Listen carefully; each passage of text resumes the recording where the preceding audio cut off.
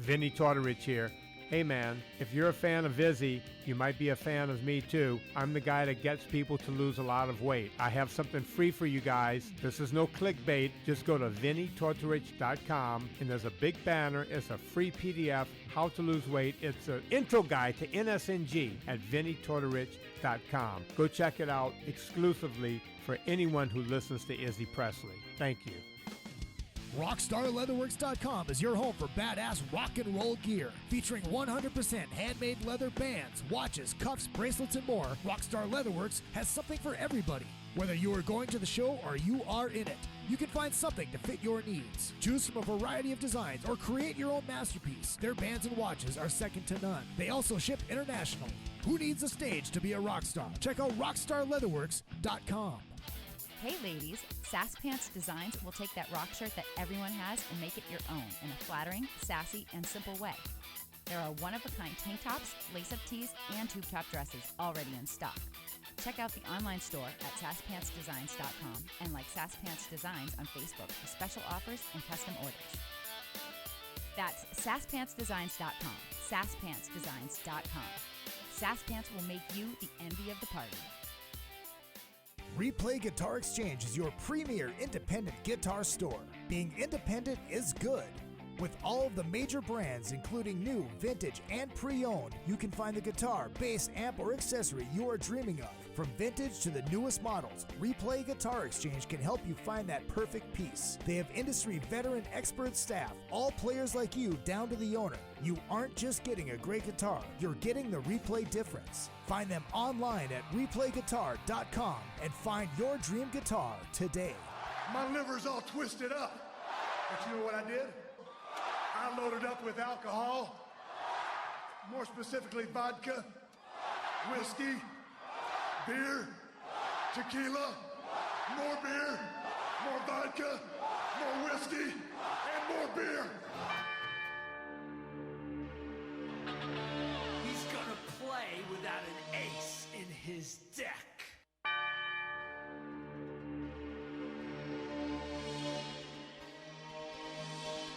Hi, Curly. I'm the trap player. No, actually, I'm a plumber.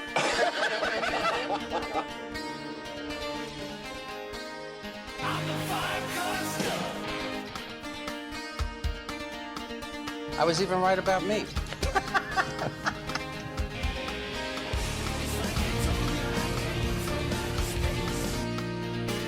I'm trying to make him a space bear. Space bear. Heroin tracks. No. Ace is back. Hi, Curly. Ace is back and he told you so.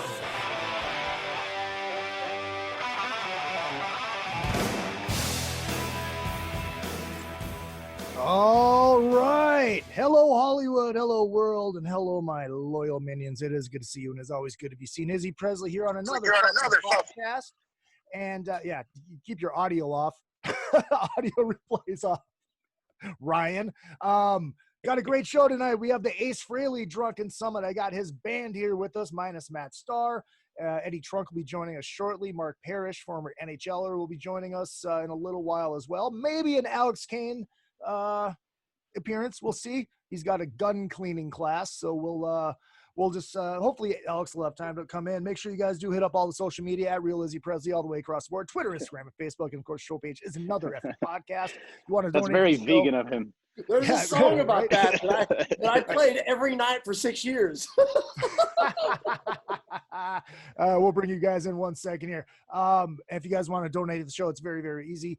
izzypresley@yahoo.com is your PayPal, and Venmo is Real Izzy Presley. And also, these things are available now, too, in the merch shop. That's right, ladies and gentlemen.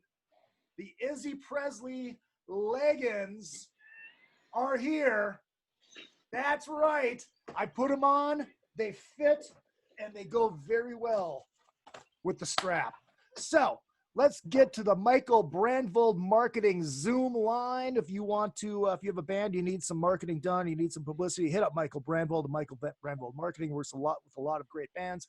michaelbrandvoldmarketing.com. Hit him up on Facebook too. A very, very smart guy when it comes to music and music marketing.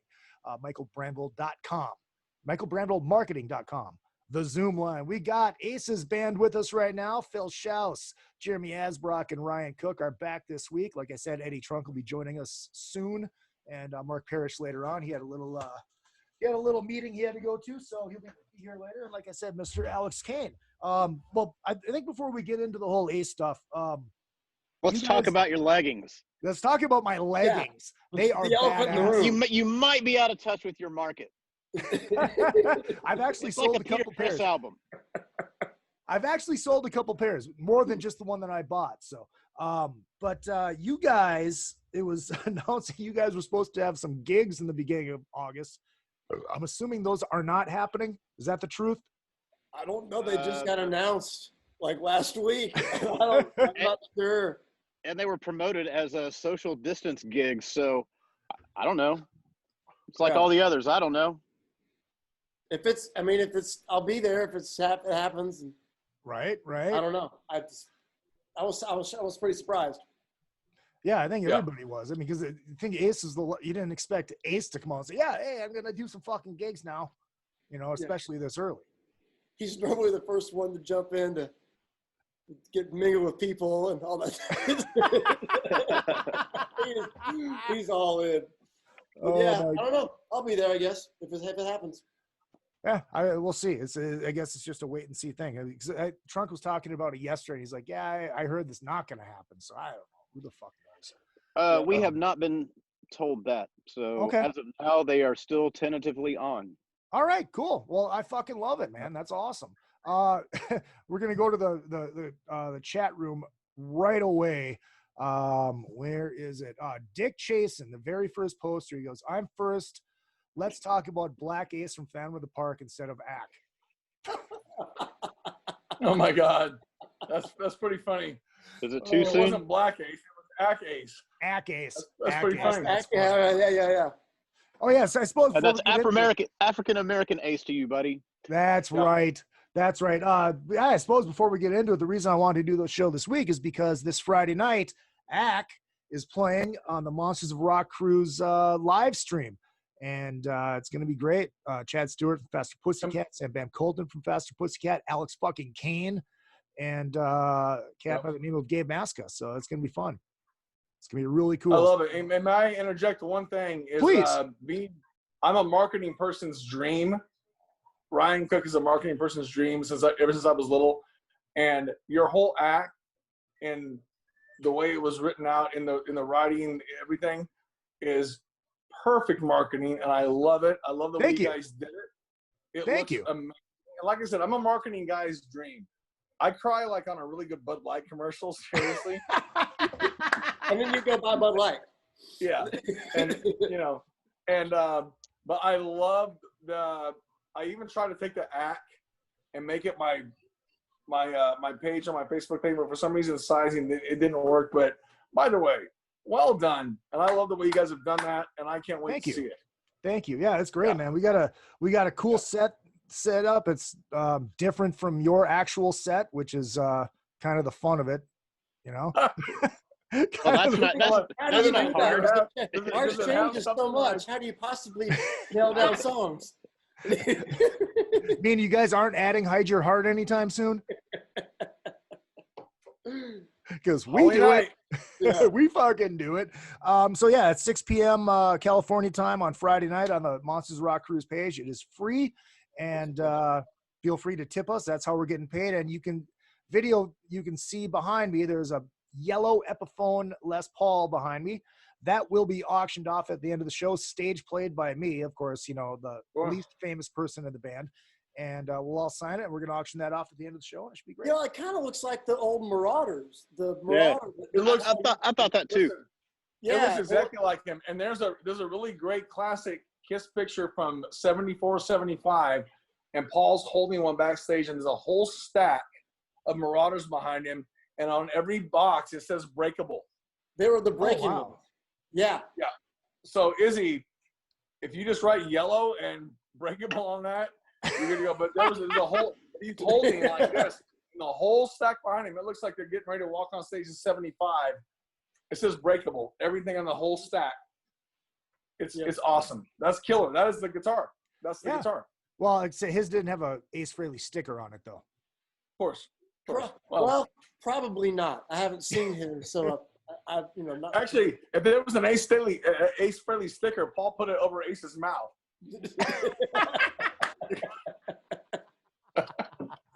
Hey, going back to the guys, the chat room comment. Yeah. Has anybody that we know that's watching this, the Kiss Expo organizers, has anybody tried to track that guy down? I have scoured the fucking internet like you would not believe, and apparently, it is now. Hold on. He would be a great get for one of those. I mean, dude, I know. I want to interview him so bad. He would be great. He would do great. Black stunt double. He's kind of the most famous one of all the stunt doubles. He's the only one they talk about. Yeah. I just saw is it Blaze? Yeah. Blaze? Okay. Yeah. Okay, where is it? Oh my God, his name isn't in that. So while you're looking up the name, does anybody still own the Kiss Me Phantom magazine program that was on the newsstands? Who has it? Ooh. Wow. The TV guy? Do you have it? The accompanying thing? I've got it, but man, it's in my living room, and I ain't going in there. I thought mine's in really good shape, and I've looked for them again. They're around 150 right now, which is like too much because they're all beat up, but that is probably the best Kiss magazine because of the gloss and everything. You know that History 2 book that I gave you? That came in with it. Yes. It was like a whole fucking Kiss thing, and no shit. Remember the brand magazine my cousin gave me in Chicago when we just played there at Joe's Live? That's got everything about that magazine, which is just amazing. Oh, wow. Yeah, really cool. Really cool. All right. This comes from IMDb. According to Paul Stanley in Kiss Beyond the Makeup 2001, Ace Frehley often failed to show up for shooting, so Frehley's stunt double, Alan O'Linney, an African-American, had to act in some scenes and fill in for Frehley in some of the fight scenes. O'Linney, let's see. We have the name. We have the name. Heard the guy's name. Somebody's got to get him. I'll tell Neil and Joe for Cruise Fest. I'll tell them to get that guy next. I want to get him on the fucking show. No, it would be fun to have him and Big John Hart together. All right. Oh yeah. Yeah, that would be badass. That'd be great. Well, just because it would just be like, because John was there, JR was there, who has passed. Mm-hmm. But just having people that were there, like the stunt doubles who, can you imagine being a guy and not really even knowing who Kiss is? And they're like, you're going to wear this today. You're a black guy. And it's like, I hate this. What? Yeah. Oh but, my God. Yeah, but to have like this guy and Big John together would just be awesome, because even if they don't remember each other, they would definitely remember moments where they'd be like, right. Oh, I was there. You were there. I remember you. And you were, yeah, I remember you meeting my way. Yeah. Yeah, it'd be really interesting to hear his story and hear all the stories that he has from filming that. God, I just wish I could track him down, man. That'd be awesome. Yeah. Somebody's got it. I'm surprised somebody hasn't tried to. Maybe they have. Maybe they've reached out and he just always says no. Let's see. Let's get off. Nobody says no to money. This is absolutely true. I learned that well from I know people who can make him an offer that he could totally refuse. Oh God. All right. We have a lot of comments already. We got a lot of people listening already. I love this. You know, he might refuse Indianapolis, but there's no way he'd refuse Miami. What, a hotel room and a trip to fucking Miami by South Beach? Yeah, I think I will. So by the way, what if go ahead. Trinidad and Tobago? So you said there are a lot of comments from around the world? Yeah, we let's see. We got Bruce checking in from Canada. Hold on, we got to play this for him. Bruce? I'll bet. All Bruce right. from Edmonton? Edmonton, yes. That Bruce Gillespie. Yes. Yeah. Hey, Bruce. We know that guy. Hey, by the way, if anybody from Edmonton is from the Loose Goose, we loved you guys. What a great time we had there that day and night. Remember the Loose Goose? That was a good time. And that was great. From Brent Fitz, we learned about the Edmonton dinner jacket, which is a red plaid shirt. And we also learned from Brent about there's always a Hortons, Tim Hortons everywhere. Tim Hortons. Yeah. Tim Hortons, eh? Loved it. So I we hate all Tim went Hortons. shopping one day, Izzy. So we were in Pennsylvania one day, and it was Brent, Jeremy, Philip, and Fitz and I, and there was nothing to do, but there was a really nice theater in Pennsylvania somewhere, and we went out, and for some reason, Fitz started talking about Canada. We said, okay, whatever. And we went to a store, and we all bought, Jeremy goes, Coles. Jeremy goes, look, guys, I don't wear flannel. No, plaid. It's plaid. I hate plaid. I don't wear plaid. So I'm like, well, let me tell you, these fucking shirts are $6 each, and I'm Paul Bunyan. Let me buy it. So me and Philip and Fitz all bought plaid, everything, put them on, strutting the backstage, and Gene goes, Mumford and Sons. Right? I'm surprised you didn't go with the Canadian tuxedo, the all denim look. All denim, yeah. When we played with Don Felder at that stadium show, we did do that. On purpose. We did. Oh, really? Because of the Blue Jean Committee. Yeah. Have you seen that? Yeah. There are photos of us with Felder and Nielsen and Robin Zander, and we're on a line in Blue Jean Committee. Yeah. Absolutely. Love it. On purpose. Yeah. Love it. Yeah. Fucking Canadian tuxedo. It's fucking beautiful. Let's see. Bruce says, I don't know about those leggings. Your nose is too close to the crotch. So that's kind of part of the deal right there. Steve says, so glad this is audio. Izzy in leggings. Oh, just wait. Just wait. There's going to be a video with those leggings, and it is going to be hilarious. Scotty Strickland checking in from Canada as well. I'll play this for him. I got the take off you hoser gimmick. Evening all. Hope you all had an awesome day. Can't wait for ACK. Got my blue shirt finally. Awesome. Dick also says ACK lives matter. Appreciate that. What else do we got? They were pre-cut, right? Okay, people just making fun of me because of my fucking leggings. David says Black Ace equals Don Cheadle. Right? Yes. Very much so. Very much so. He says, I was pretty sure that I saw Black Ace and Boogie Nights. Yeah. Let's see. John Jeffrey says, get the imposter Peter Chris Dickinson.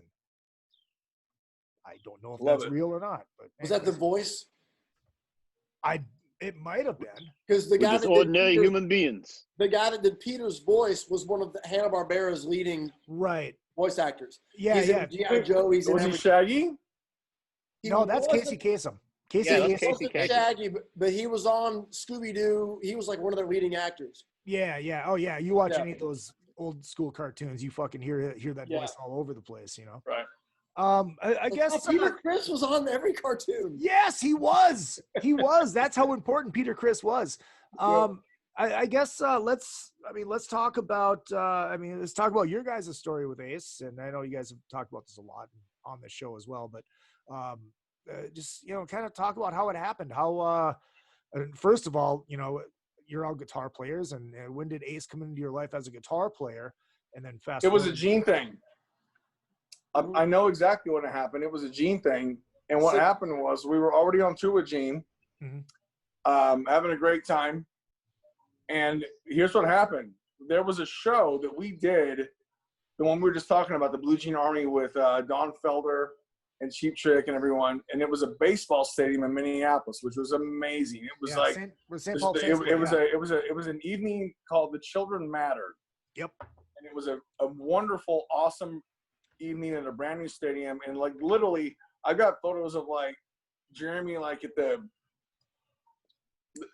back where center field is, and I got like photos of Phil walking back, and it was just one of those moments where you're like, we're in a stadium and not really knowing what's going to go down. It was sold out, and it was a great night. And the thing was just like with Gene and everybody and all, the whole band.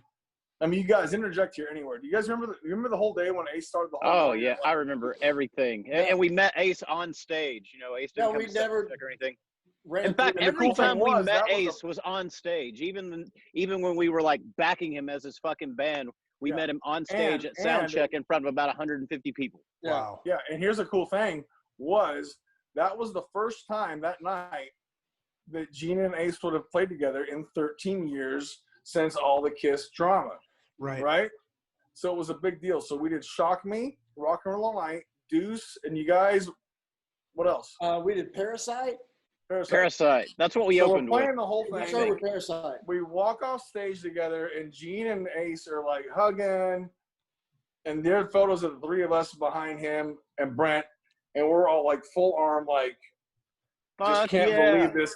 We just played with not only Gene Simmons for a year and a half, but now we played with half a Kiss, and that just went down. We're dying. Pretty much my favorite photo of all of us is when we're all in a line at the front. Yep. It's like all of us right there, man. That's just a fucking awesome. When you watch the video of it, and he comes on stage, and you see all of us like, that was real because we hadn't seen him that day. We didn't see him that day. So you fast forward. We're gonna fast forward through that night. We did the whole deal.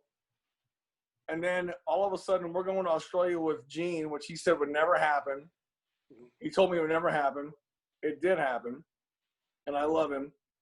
And then all of a sudden, he goes, hey, listen, the promoter wants Ace to support us in Australia.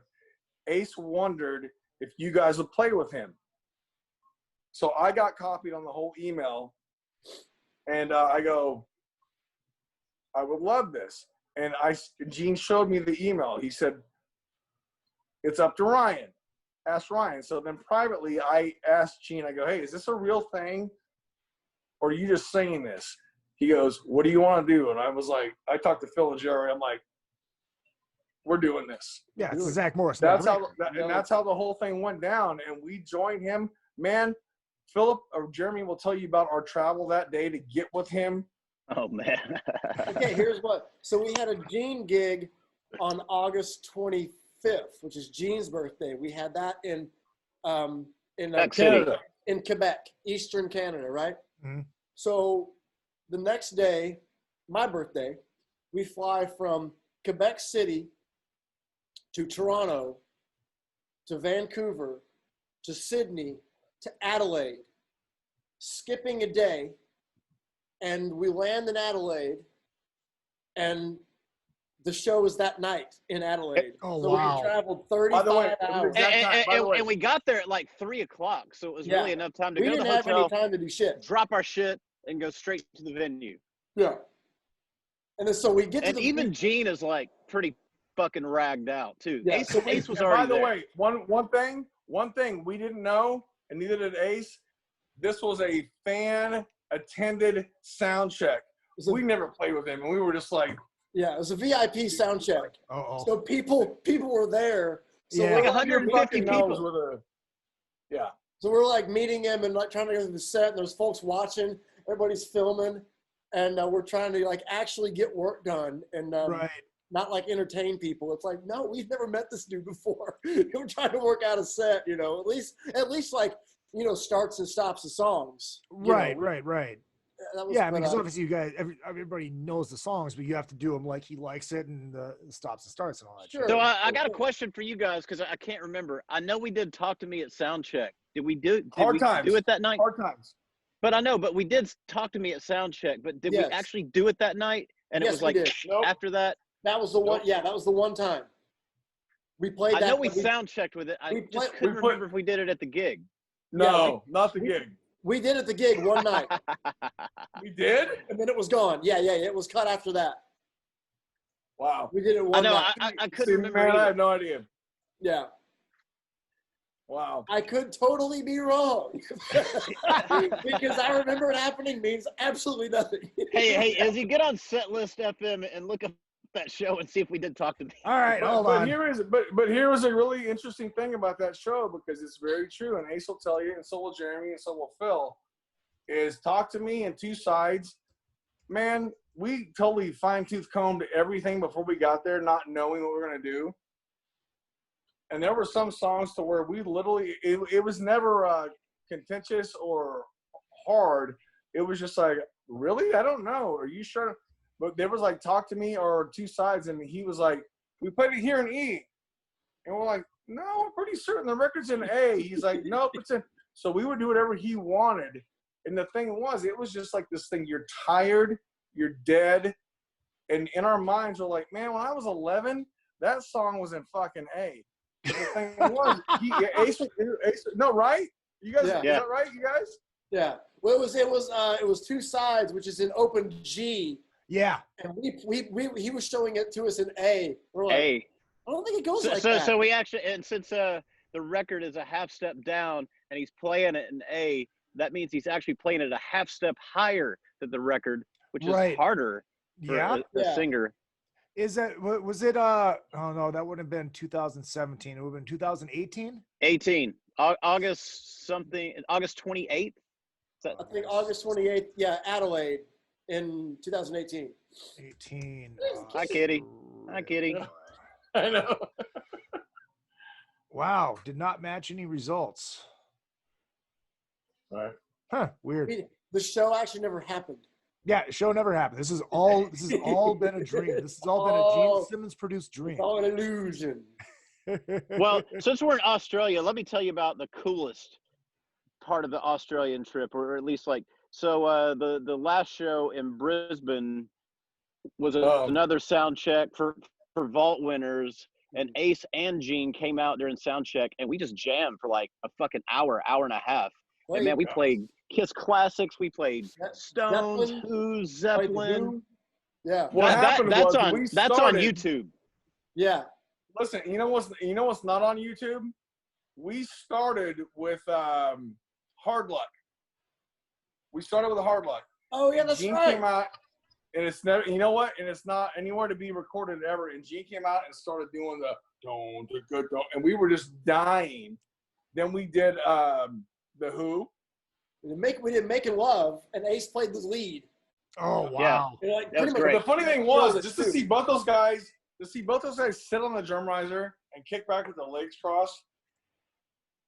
It was just like a moment. It was just really strange, and knowing that the people were lined around the block, around the whole fucking building, around the block, down the place that we knew about, just sitting there. Man, it was a moment. Like, honestly, that was one of those things. And I never, like, pull out that thing where I go, hey, look what we did, because it's like I love it. But, man, that's when you go, we have played with half of Kiss. Yeah.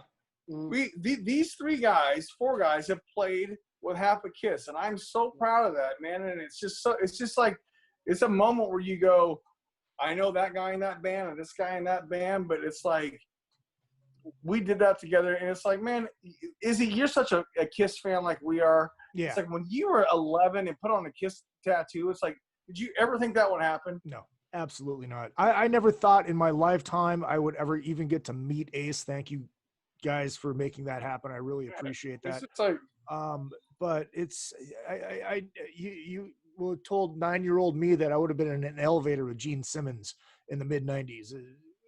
No fucking way. Yeah. You know? Just that whole trip, man, it was like all the time. That whole trip. I mean, like, getting up and going to the airport with them, and just sitting while they're bullshitting about old times, and oh god, it's just fucking cool, man. That's like the ultimate fly on the wall thing. And Freaky from Flip, he always told me the story about when they were in Minneapolis with the Aerosmith tour. They practiced at Flip's rehearsal studio. And it was Tommy and Peter and Gene and Paul, and he went up there and watched them rehearse, and it's like no, you're doing that wrong, and then they fix it and they play it, and then he said just sitting there listening to those guys tell stories afterwards. Yeah, it was awesome. I'll tell you, one of the best story days that I remember that the three of us, and I'll speak on our behalf, man. When we went to Vegas to hang out for whatever the hell it was, and it happened to be the weekend that Gene was doing the vault, and he asked us to come, and Paul showed up, watching those two guys spar like grumpier old men was one of the best things that I've ever seen in my life. It was amazing. And one of the great things ever was, like, dude, they just bust nuts all the time. And then Gene, whenever Gene would say something that was a little like, well, you're right, Paul would go, but I wrote God of Thunder. And it was like, yeah, that was his fucking trump card every time. Oh, like, God. Like always. I wrote God of Thunder. That is hilarious. Hold on. We Tall Bear checking in. He has the August 28th set list. Fractured Mirror, Parasite, Hard Times, 2000, Man Rock, Soldiers, Rip It Out, Love Gun, Rocket Ride, Strange Ways, Talk to Me, New York Groove, Shock Me, and Cold. Okay, we did it. We did it What once. was that at? One time. Adelaide. Got it. Yeah, we did it one time. We never Is did that it the again. place where they had carpet that Springsteen played? No, that was that was the last Sydney. place. That was Sydney. That was Sydney That at was the Sydney. Enmore Theater. Yeah, Got it. that was the best show. That was the night Gene told me that Ace was going to ask us to do the cruise. Right. In between sets, Exactly. he pulled me into his dressing room. He's like, Ace is going to ask you to do the cruise. Yeah. Oh my God. That's right. I would have freaked. Right. I would have freaked. Let's go back to that vault night though. How much the shit that you guys were jamming? How much of the shit did Ace remember? That stuff that wasn't in his set list. Which vault night? Which vault? The one in Australia you guys are talking about. Brisbane at that sound check. Brisbane. Oh yeah. Well, there was Ace was doing a lot of vault stuff with Gene on every one of those shows. Okay.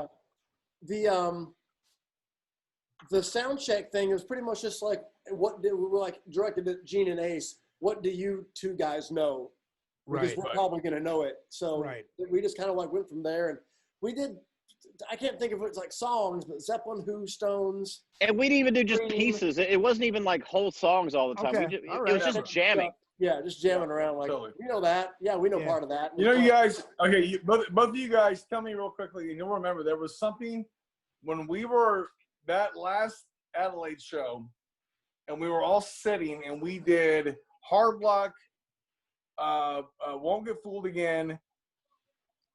What was the funny Ace quote that he threw out there that we all died about? Because it was just like do you guys remember? He said something that was so.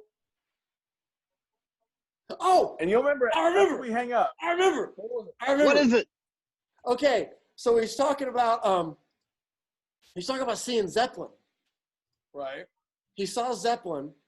Gene said this or Ace? Ace saw Zeppelin, and oh shit. Oh man. Was it an I was there thing or something or? Oh, it was like they saw Zeppelin. He saw. Oh shit! I know it involves seeing Led Zeppelin. Oh, it'll come later. But anyway, there was a moment, you guys, to where it was this one of those things where you're just like, it was Larry David, Jerry Seinfeld at its best, and it was just like a thing that was laid out there, and we were just dying. And the thing is, Paul and Gene are so much different than Gene and Ace, and the things that those guys say to each other is so different and so weird. You guys, right? Yeah. Well, I can imagine. I can imagine Paul not being able to take it and his balls busted a little bit, but I can imagine Gene and Ace together busting each other's balls and laughing their asses off. Man, I still remember the first time I had to bust Gene's balls. Yeah. I remember points in Australia where Gene would literally look at Ace and go, Ace, I hope you're not spending too much money. Or just like trying to give advice and do everything. Yeah. Ace loves Gene. Gene loves Ace. But there's just like being a fly on the wall and that stuff was just, like I said, it was like 12-year-old kiss weirdness. Right. Well, I can imagine. It's like being around a couple brothers. Yeah. That just fuck with each other. Yeah. Man. Exactly. That story's killing me. I don't know. You'll think of it. Well, it's probably on that YouTube clip because it's pretty long and it has most of that sound check. Yeah, and he's talking about seeing Zeppelin, and then he's there and he's like, "Oh yeah, I was at the Fillmore or something," and then he trails off, and there was an ending to the story that was very, very kind of anticlimactic. And Gene's like looking at me and he goes, "Is that the end of the story?" and then I think Ace goes, "What story?" After that, that's what it was. I don't know. Yes, it was something like that. Oh man, fuck! I remember it, but I don't remember it now. Oh, fuck. It would involve seeing Zeppelin. Here's another good one. It's just like, is that the end of the story? What story? Yeah. Something like that. And there was another good one that happened. So after Australia, we went to Japan with only Ace. And we did 3 nights in Tokyo, and then we did 1 night in Osaka. So we did 2 shows per night at the same venue.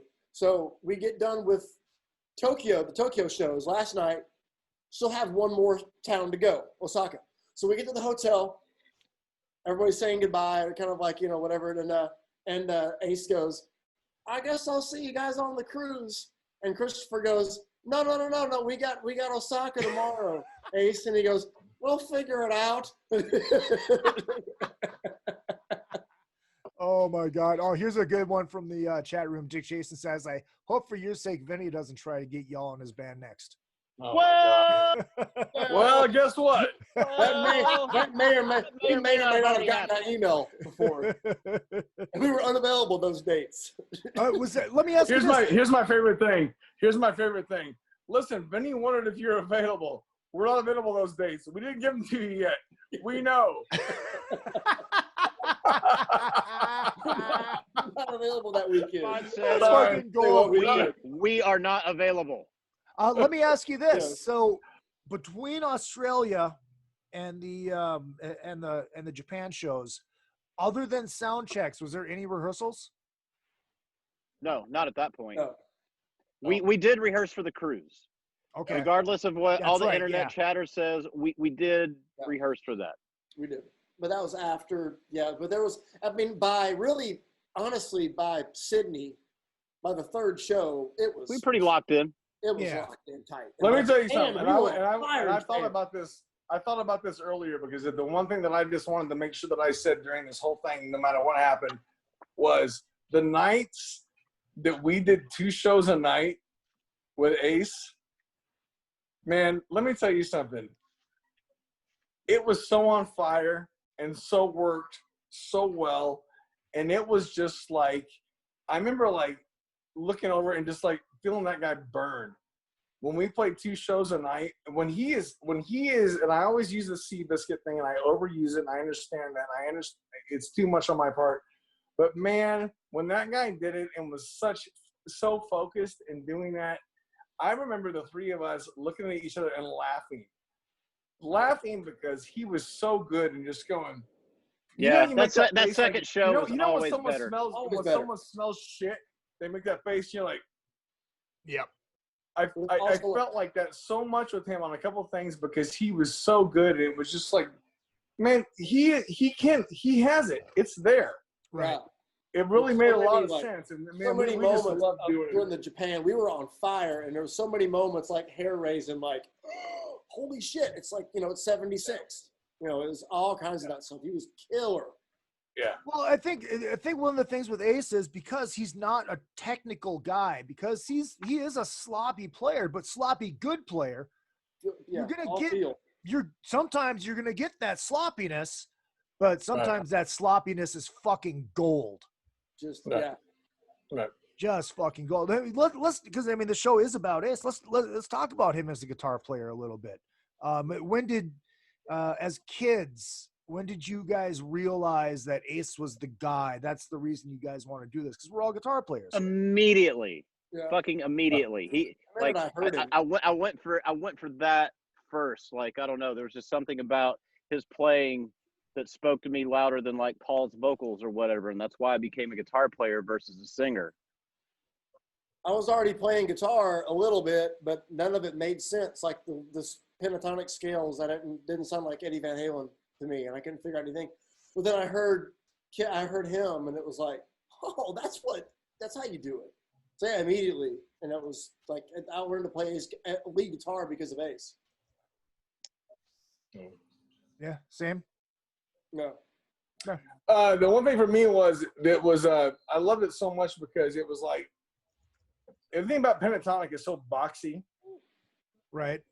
And whether how good or I don't want to say, however you can execute that box is up to you, and it's crazy, it's awesome.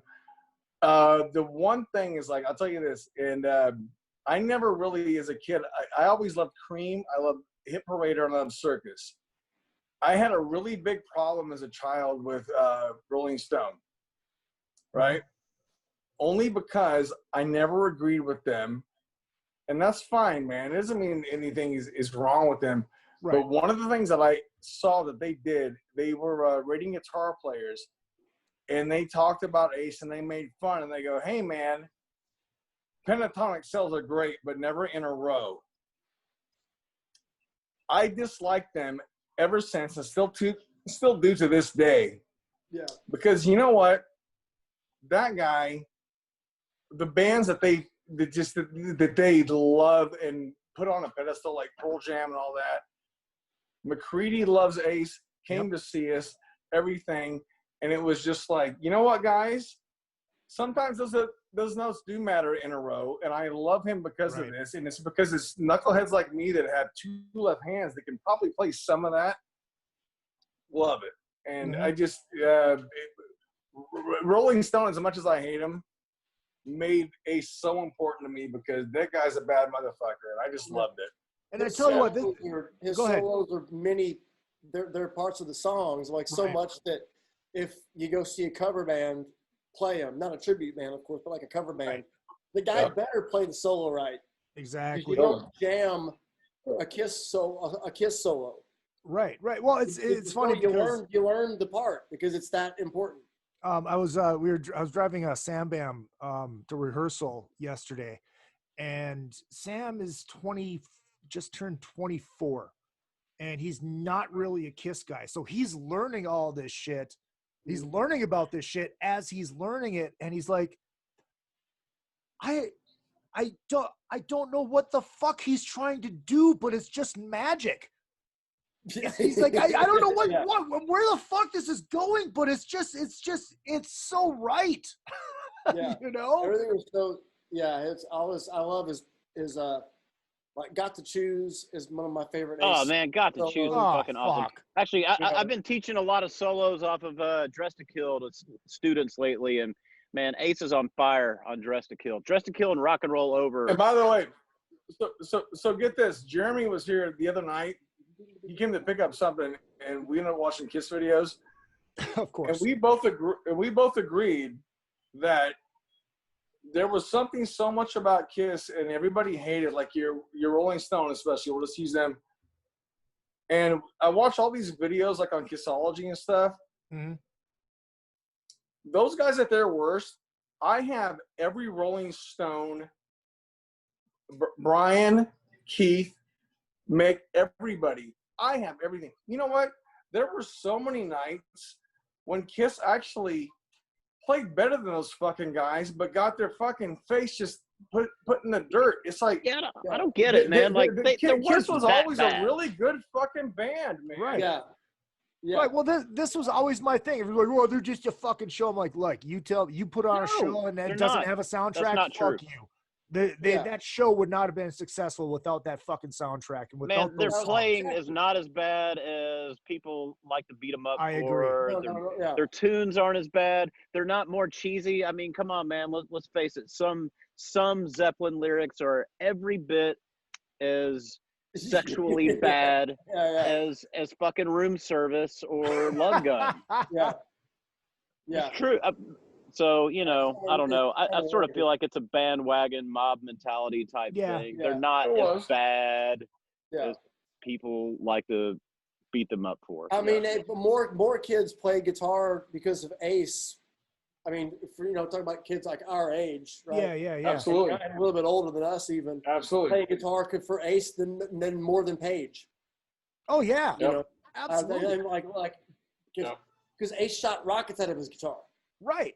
And when you're 8 or 9 years old and you don't really know what's cool yet, it's like you see a guy like that shooting rockets. Okay, I want that. Whatever that is, I'm doing that. But if the band was that bad, we would have grown out of that.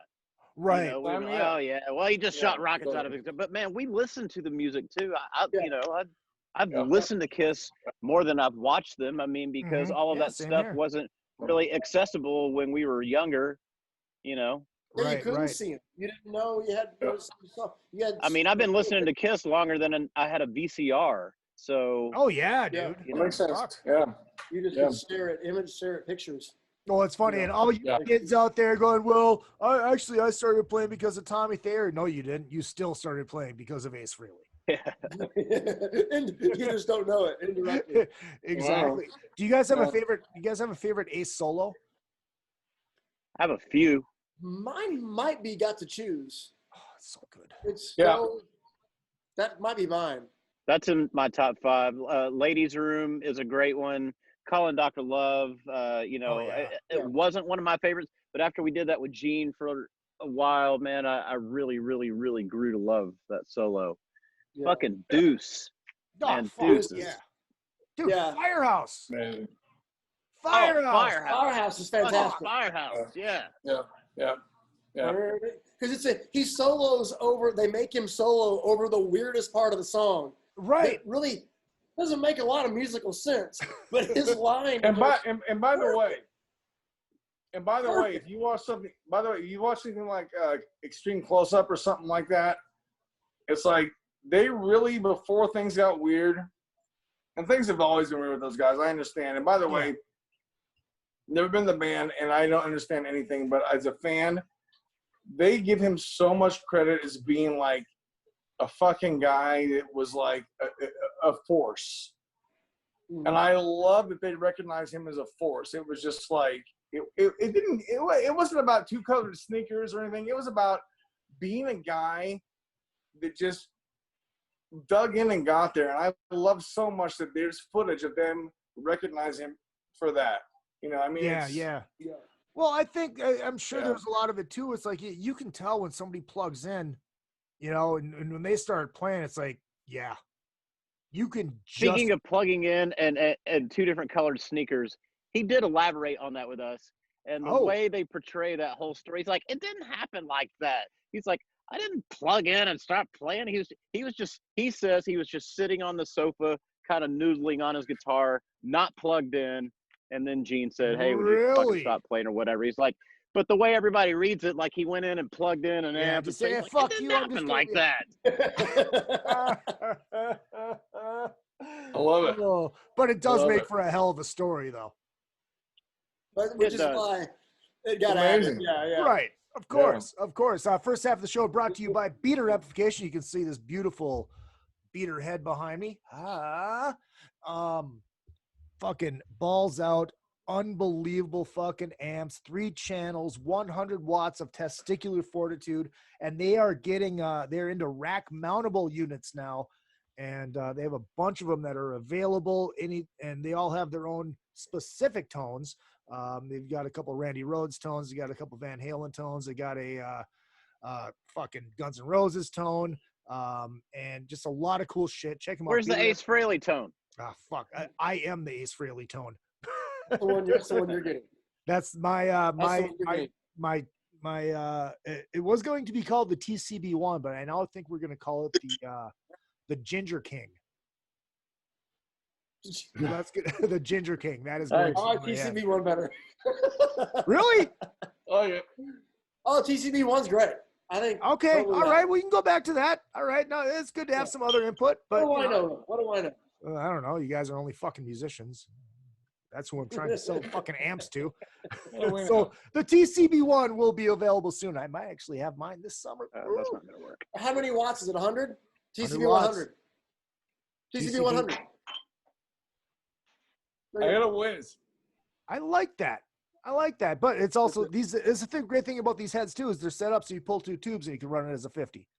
So that's pretty fucking sweet. Also, Mackie, our good friends over at Mackie, you want to get into home recording, you want to get into podcasting, hit up our good friends over at Mackie. That's MACKIE. I am currently running through the Big Knob Studio Plus and this great Mackie condenser microphone, which I am talking into right now.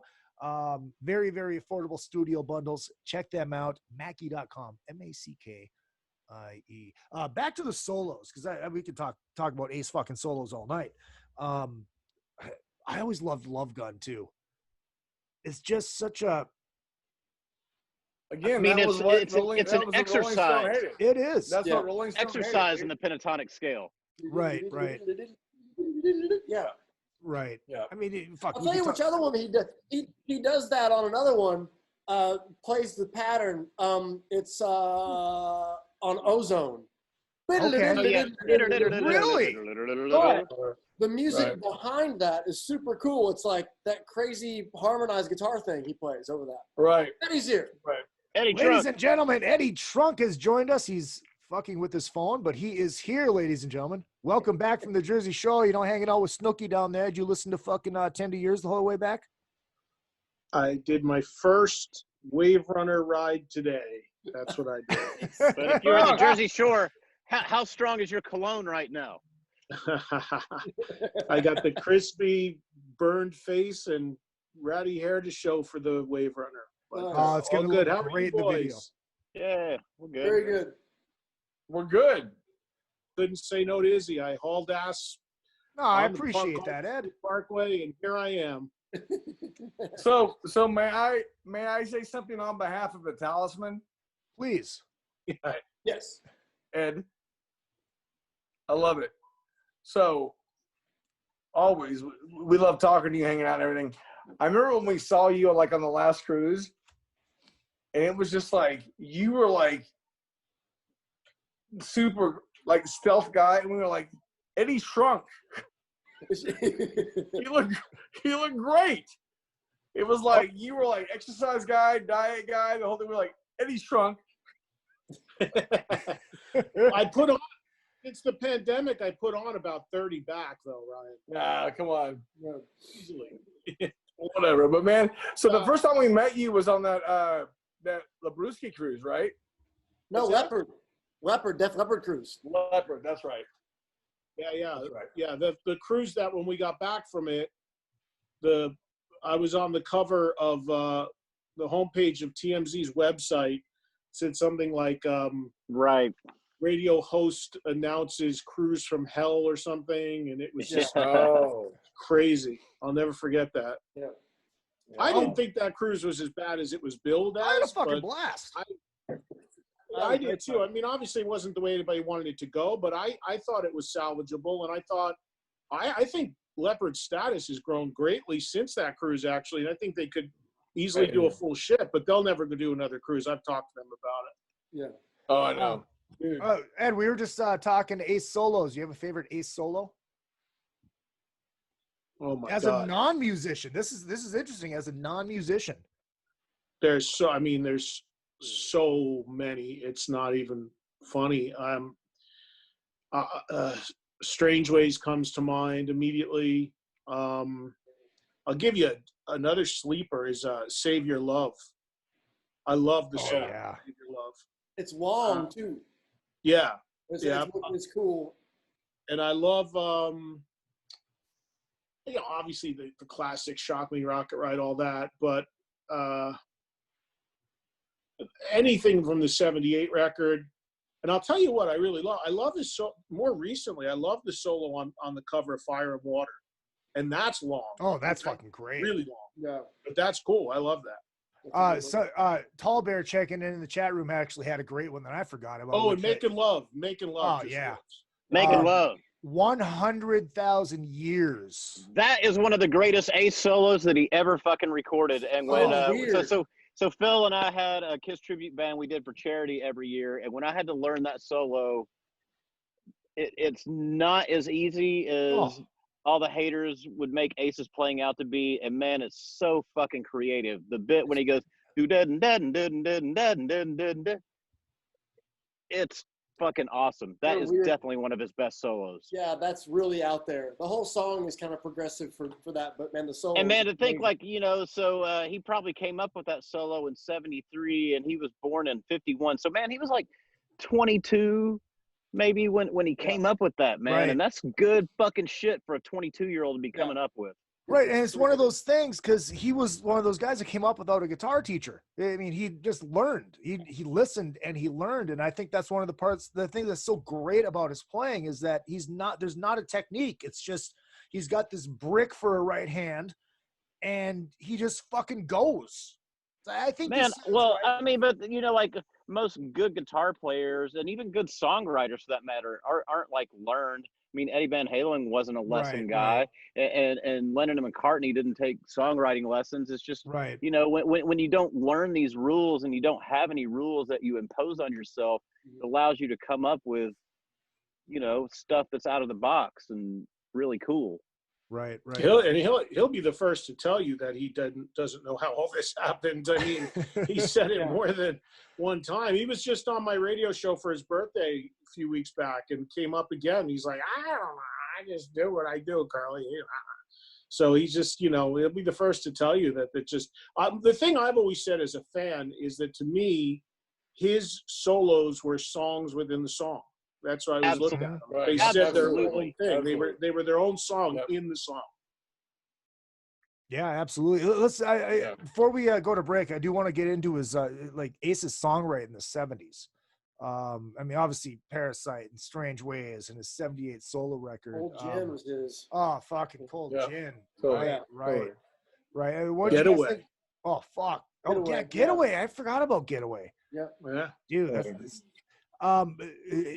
comparing his songwriting from the '70s and up until the '80s, when you kind of when you signed him and all that kind of stuff, what were your thoughts on his songwriting and like his songwriting style, if you think he has one?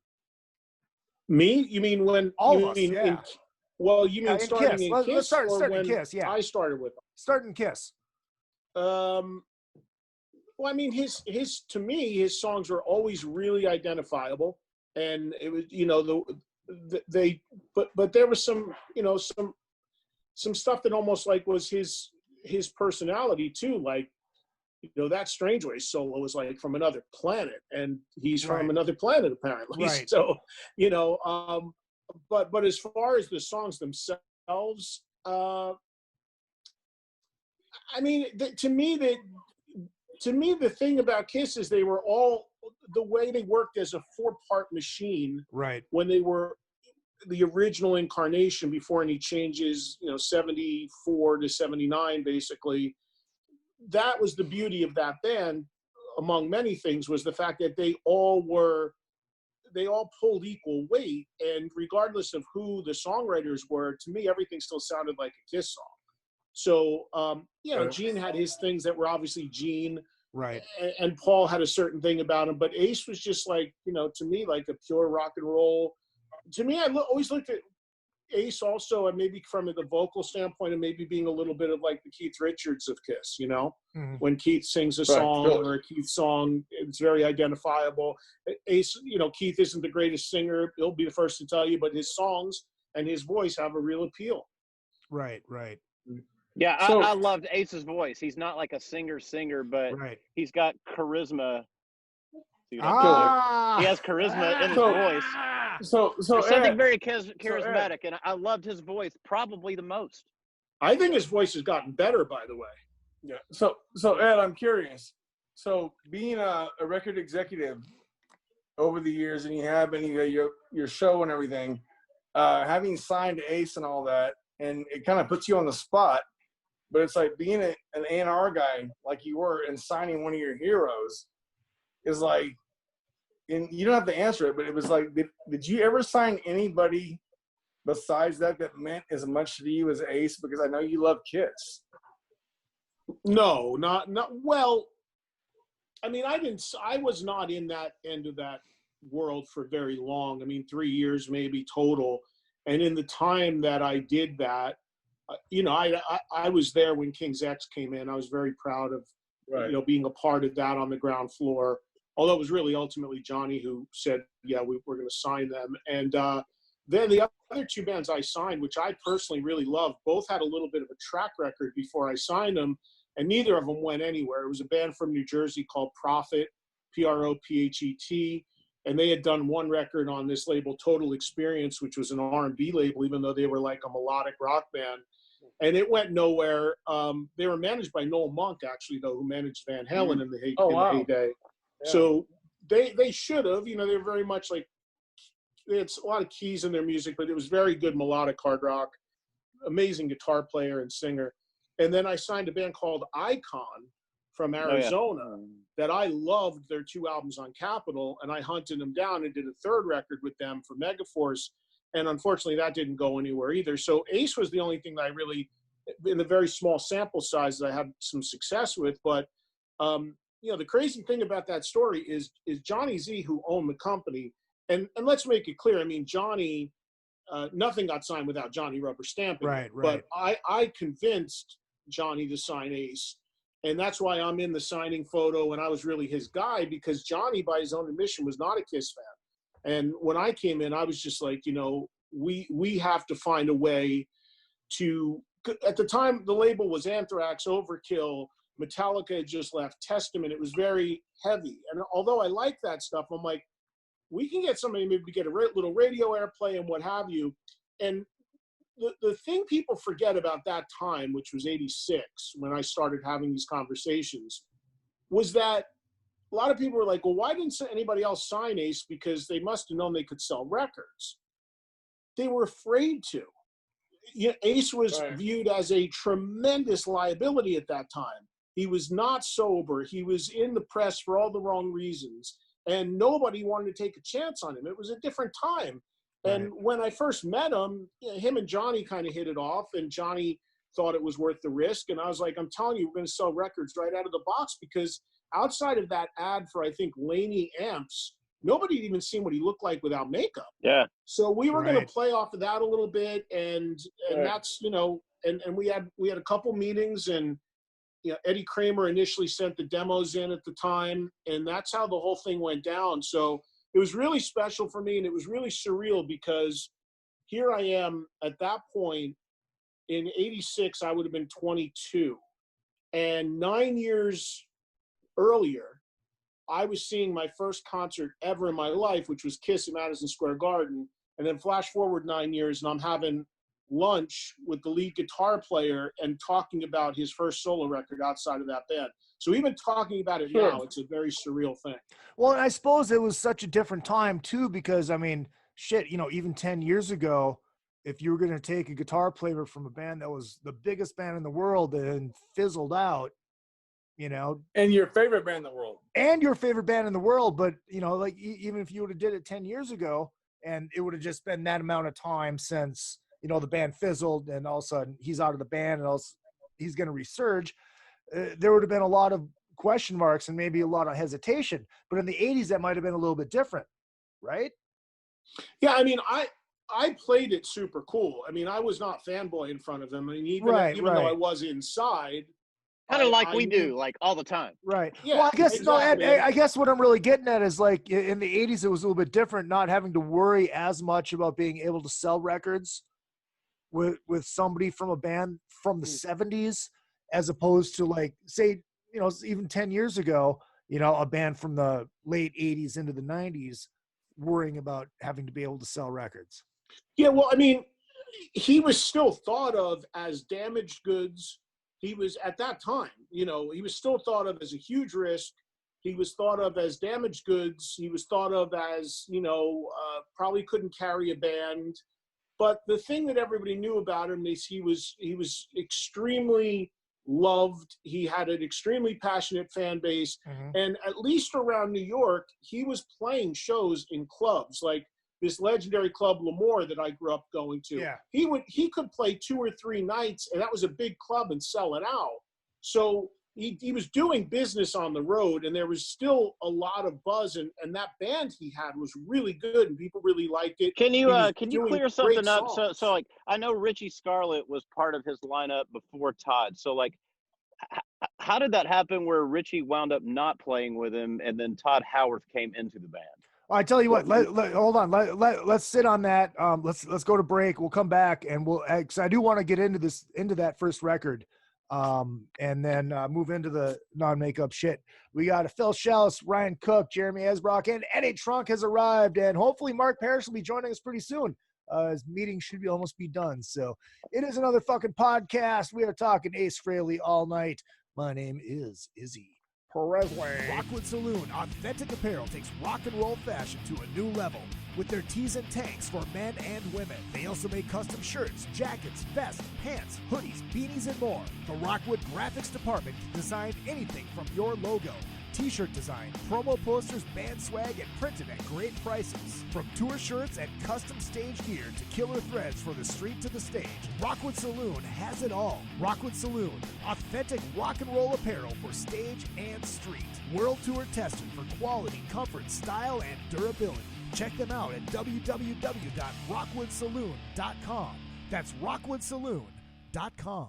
If you need to promote your band or business, or just want to stylize, personalize, or customize your ride, check out vid-decals.com. Want to create and customize your own stickers representing your band, or make your own bumper sticker? Vid Decals can do it. All stickers are printed on quality vinyl and can be placed on any flat surface. Stickers are an affordable way to promote your band or business. Go to vid-decals.com to get started. That's vid-decals.com. vid-decals.com.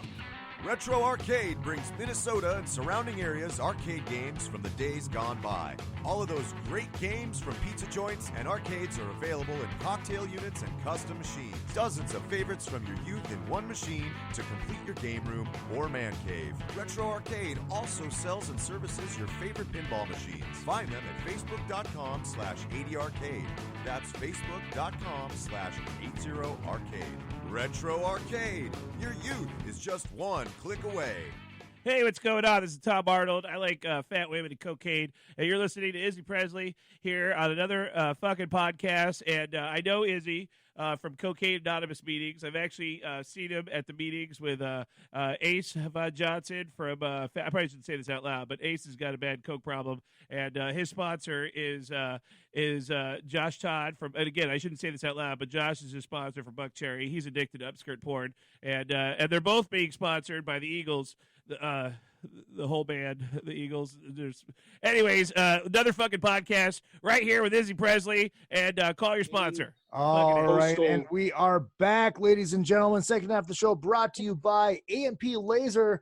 Father's Day is coming up this Sunday. You want to get something very special for him, hit up aplaser.com. These guys are so good they can even laser engrave a hot dog bun. I have seen it done. And also John Palumbo Design. We love us some John Palumbo. You have a band, you have a business, you need a website, you need a logo down, hit up our good buddy, John Palumbo, johnpalumbodesign.com. So before we left for break, we were going to get into the Richie Scarlett exit and exit Todd and Howard coming in. Yeah, I've never been clear on that. So you are correct in that the band was with Richie. Richie had written and played some great songs as part of that band as well. There was a great song called "Give It to Me Anyway" that I really wanted to put on the first record that they were doing live, but it was a Richie song. He sang it. But all I know is this: when we saw Ace was the only one signed to the label. Mm-hmm. And when we started talking about that first record, he had said he wanted to make a lineup change and replace Richie. And being new to the whole situation and being new to the label, we were pretty much just in the sort of mindset at that point. Look, we signed Ace Frehley. We're going to defer to what Ace wants to do. It's his band. He wants to make a lineup change. Let him make a lineup change. So the vibe I was getting was, I think that Ace was at that time a little concerned about, Ace was trying to stay sober and on the straight and narrow at that time on this sort of next phase of his career. And I think that he looked at Richie as being maybe a little bit of a partier and maybe a tie to something he wanted to maybe try to turn over a new leaf on. That's the only thing I can speculate, because he was just adamant about wanting to make a change with that. And we knocked around a lot of different ideas. And I was a fan of a band called 707 that never went anywhere. But they released 3 records. And the third record, the third record had a song called Megaforce. It was called Megaforce, and a song on it called Megaforce. And I was a fan of theirs, and I also knew that Todd was in 707, and Todd also had been doing some touring with Cheap Trick as a fifth member, as a side member, playing keys and keyboards. So Ace was looking for a guy that could play keys, that could sing really high, and that could play rhythm guitar. And I suggested Todd, and I think John Regan, who was in the band, suggested Todd. And the next thing I know, they tried him out, and Todd was in the band. And here's what's funny. We needed another song for that first record. And I suggested, well, Ace knew I think Todd and myself played Ace the song Megaforce, which it's the name of the song and it's the name of that third record. And I remember listening to it because this record went nowhere, so no one would have even known it was a cover. Right. And I remember Ace going to me, I can't sing this. I'm going to sing about my record label. Megaforce is going to sound fucking stupid. So I was like, well, you got to rewrite the song a little bit. So he and Todd sat down and they changed the chorus and the title of the song. And that song on the first record is called Calling to You. And but if you listen to the 707 song Megaforce, it's virtually the same song with the exception of the bridge and the chorus is changed to sing Calling to You versus the original chorus, which was like coming on like a Megaforce. So, there's a lot of memories from that time, but I just know it was something that Ace wanted to do. And then outside of that, obviously John was there very much. John had a huge role in the band and in production and everything. He was very instrumental in all that. And Anton did the record, but then when the tour came around, Anton was at that point already doing Letterman, so he couldn't do the tour. So they brought in a guy named Bill Ward, not to be confused with the Bill Ward from Black Sabbath. I remember he did that tour. Now the first single from that was Into the Night. That got radio play here. Yeah, it did. That's where I first heard it. Ed, what were the thoughts about, because that was a cover? Well, again, it was a cover, but it was a cover that nobody knew the original version of. Right. So there's that, and that's a big distinction when you're talking about doing cover songs. If you're doing a cover song that's a hit that everybody knows, immediately the world knows it's a cover. Right. If you're just doing a song that was maybe recorded by one or two other bands, but nobody knows it exists, it comes off as an original song just written by somebody else. I mean, there's Kiss songs like that, like New York Groove. Is That You? Is That You? New York Groove, Odyssey on The Elder, that were actually recorded by other people. And like New York Groove, Into the Night was a Russ Ballard song. Correct. So we were very conscious of that, thinking like, okay, it worked on New York Groove. Let's see if it works again. But I think the mistake we made, and I remember Gene Simmons called the office to tell us of this mistake immediately, was that a lot of people thought Rock Soldier should have been the lead single and Into the Night the second single. And I don't disagree in retrospect, but at the time it was like, this is a more commercial song. This is hookier. This may work because the Russ Ballard thing. So we probably should have flip-flopped that order. Well, I don't know, man. Well, like I said, Eddie, in your defense, that song got a lot of radio play here. Yeah. On our rock station, because that's where I heard it, and they played the shit out of it. Yeah, it did pretty well.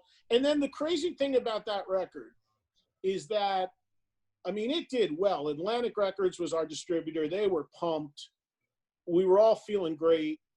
And the other thing, couple things too, if there were a lot of people that thought, including the other three guys in the band, that that this was going to be a band. Like, in other words, it was going to be called Frehley's Comet, because that's what it had billed out in the clubs. And when we started working with Atlantic, they were like, we don't want any confusion in the marketplace. We want Ace Frehley on that album cover, on name right there.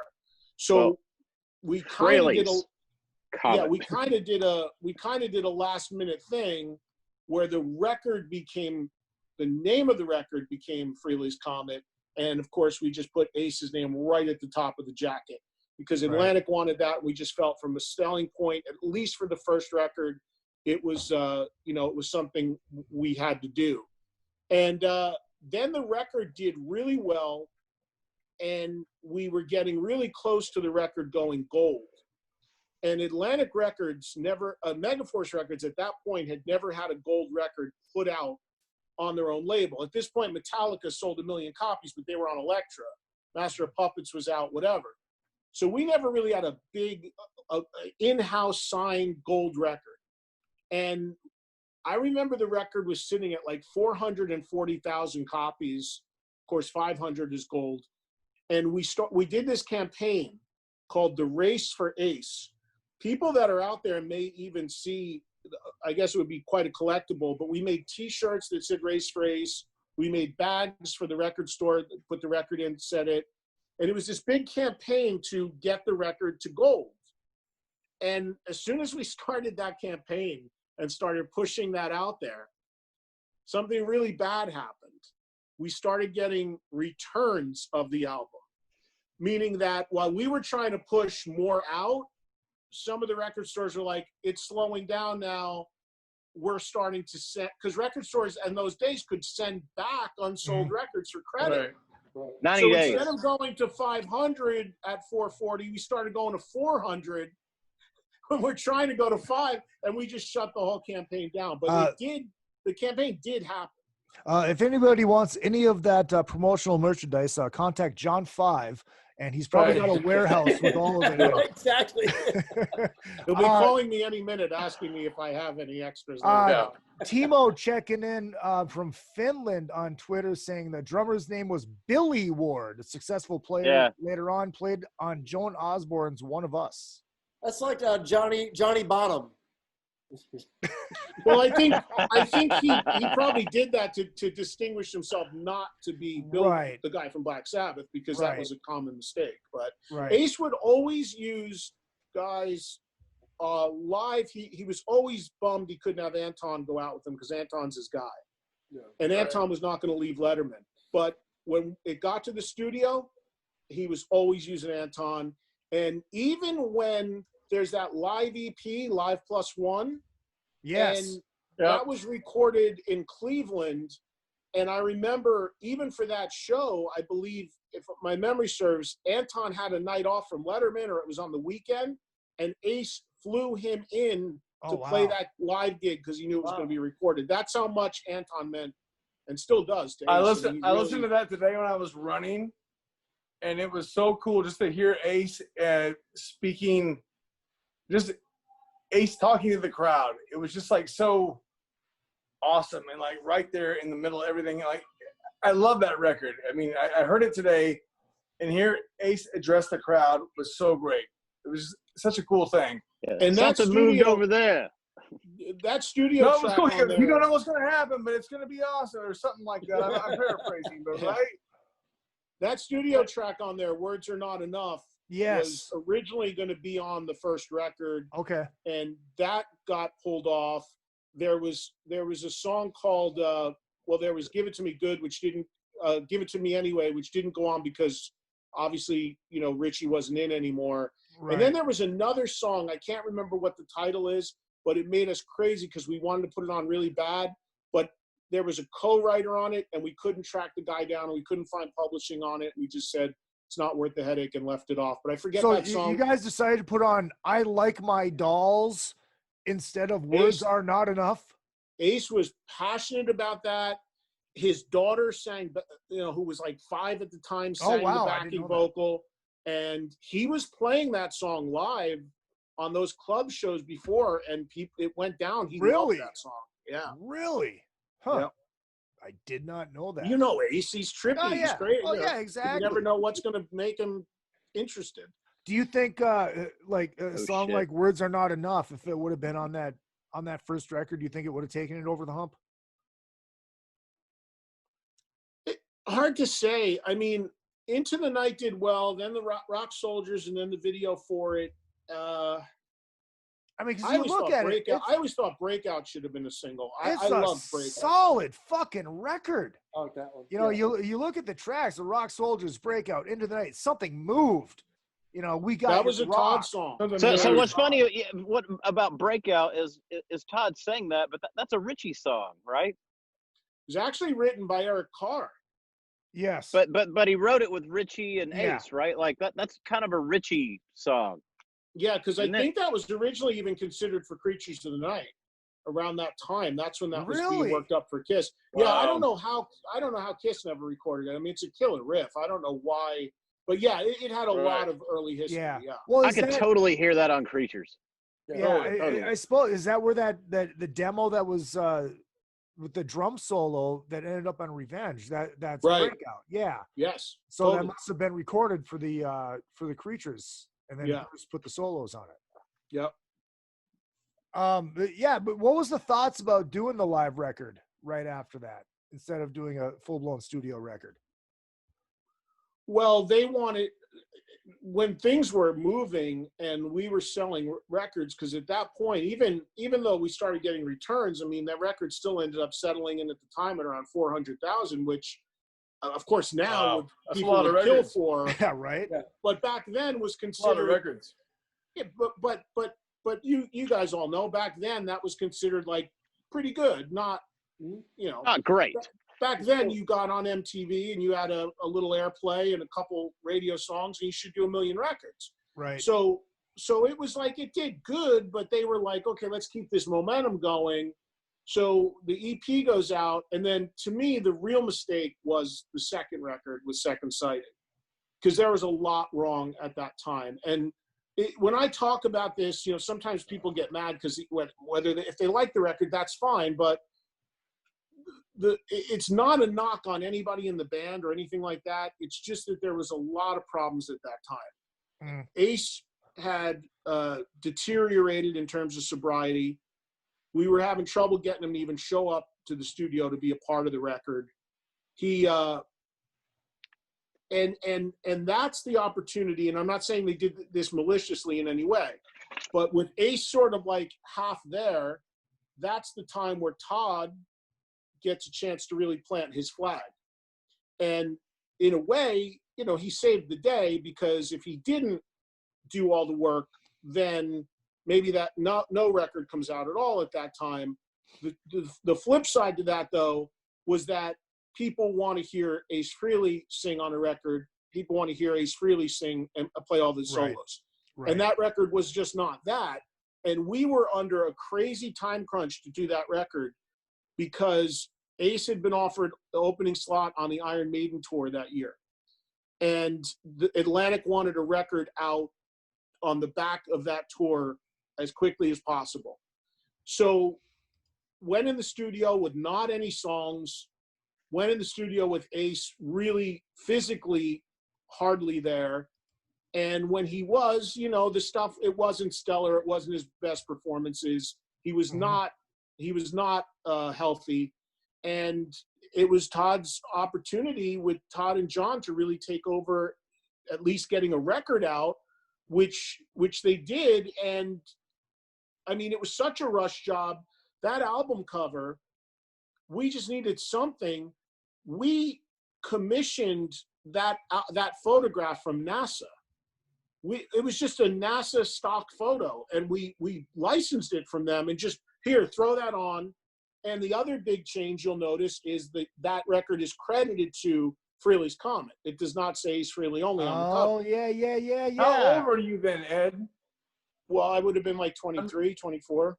Man, oh my God. Just to be a kid and like being thrown into that, it's just like, honestly, man, being 23 years old and in that whole thing. And, wow. and here's the thing.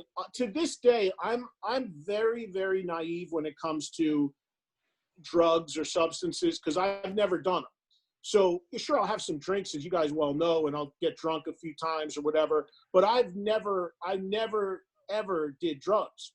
So when someone's like not all there or something, I'm not the guy that can just look and say, oh, he's on pills. Oh, he's snorting coke. Oh, Sure. he's on heroin. I don't know, Sure. because I don't know how you present when you do that. So I was a kid and I was just trying to hold it together. And I'm a executive producer in the credits on Second Sighting, and myself, Todd, and John all worked our asses off just to get something in the marketplace, get some performances out of Ace, And the other big change about that record was no Eddie Kramer, because Eddie had an engineer named Scott Mabuchi who mixed and engineered for Eddie the first record, which Eddie produced. And we loved Scott. And Scott started doing front of house for Ace a little bit as well. And we just loved what Scott was doing. I think, you know, there was some tension with Eddie over payment. He was just, you know, he wanted more than they were able to give him. And second record came around and the decision was made, you know what? Let's just use his engineer. It'll sound, you know, we'll get the same sounds. And it just wasn't the same because Eddie was always like the Ace Whisperer, you know? Right. And Scott did what we wanted him to do, but that's why for the third record, Eddie came back. Right. This is from the chat room. First, Amber says, words would have been better than dolls, but I guess I understand the sentimental reason since his daughter is on it. And John also says Ace and Eric jamming left over from The Elder is where Breakout came from. He's right. It was even earlier than Creatures. Yeah. Yeah. Wow. Yeah, you know, you look at Second Sighting, which that's one of the records I don't have. I don't think I've ever listened to that entire record, but, you know, we do Insane and Ack, which was the lead single, correct? Yes. Yeah. And that also was an outside written song. I remember the video shoot for that. We did it at SIR in New York. We had all these models dressed as nurses. It was wonderful. And I love that song. That was a fun shoot. You know, we almost did that for the Kiss cruise too. It was like on our list to do, but then we'd already worked up like 6 songs, and it was like, yeah, fuck it, fuck that song. Six new songs is enough. Yeah. I thought that was a very sort of the reason that was the no-brainer single, because it was, first of all, most importantly, it was Ace actually on it, which we needed him singing and playing as the lead single. And also it was, you know, it had a very sort of Stonesy, sort of Ace swagger and the vibe, Insane. It just worked all the way around. Didn't do anything in terms of sales, but it worked. And then we went to, I went to England with Ace, which there's tons of video footage from, because I shot it and he shot me. He was always, we were traveling, he would always have the video camera, and we were, you know, running around London because he had played Hammersmith Odeon, and I went over with him, and there's a ton of video from those days floating around. But we went over there, and then we decided that the next single was going to be It's Over Now, which was a Todd song. Right. Which honestly, I don't think, if I'm being honest, my recollection, Ace is not on at all. Like, at all. Like, the studio recording, nothing to do with it. He was in the video, just wasn't on it. Wow. Yeah, Todd, because Todd plays the guitar solo and everything. Oh, wow. So, and that was all a Todd song. And we thought, remember, this is now, 88? This is the height of the power ballad. Right. So here's Todd with his hair sprayed out to here, and he's got this great voice, and he's playing a power ballad. And we're like, okay, we're going to start marketing this as a band. It's time to, you know, introduce the world to Todd and really turn him loose. And we thought It's Over Now was going to really kind of be a game changer, and it didn't. It didn't do anything. And we remixed it. And then when we went to England, we shot a video for it at Hammersmith Odeon just before doors opened, and they actually played that night. And if you watch that video, there's a scene of the band coming out of customs at the airport at Heathrow, and there's me holding a briefcase walking right behind Ace. So it was really cool. And then and then we shot It's Over Now at Hammersmith Odeon. And I remember we really wanted to shoot a video for Fallen Angel from that record, because I thought that song could have been big. And they had to open doors to let the crowd in for the show. And Ace is saying to me from the stage, he goes, "Hold the crowd, come on, we'll do two quick run-throughs for the cameras." I swear to you, I was literally in the lobby of Hammersmith Odeon, holding the doors like this while people were trying to come in. because the band was on Wow. stage and they just did Wow. like one quick run through. And there is a video for that song, and there's hardly any edits because it was like one quick run through, get them off stage, let the crowd in. I mean, I've got all these memories of those times that were amazing. Wow. You Hey, guys. hey, before we move too far away from customs, Philip has a very awesome custom story. Please. So Please. when we go into Japan from Australia, I end up going with PJ, Ace, and Rachel at the time. And so I end up going through there, and things are not as ironed out as they should be and dialed in. So we're having to wait and get kind of shuffled around. And Rachel goes to Ace, she goes, pull out the card, show him who you are. So Ace goes in his back pocket, pulls out the 77 trading card. The ones that we had, like the bubblegum card. Unlaminated, just one of those cards. And shows it to the agent. It's like, this is who I am right here. This is me. Did it work? Well, not quite, but I don't think so. it didn't get any worse. So we didn't get deported, so we got to go in. But yeah, That kind of takes, don't you know who I am, to another fucking level. Oh my God. But the problem is, it's a guy. You know, you can't AB the guy because one guy's wearing makeup with a smoking guitar, and the other guy's a 68-year-old man. It was Oh my God, that was classic.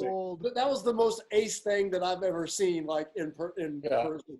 Like it was pretty fucking Jesus. Ace. Ed, do you have any stories like that from when you were with Ace? Oh my God! I mean, something you haven't told 9,000 times on the air yet. Something new, something fresh. Because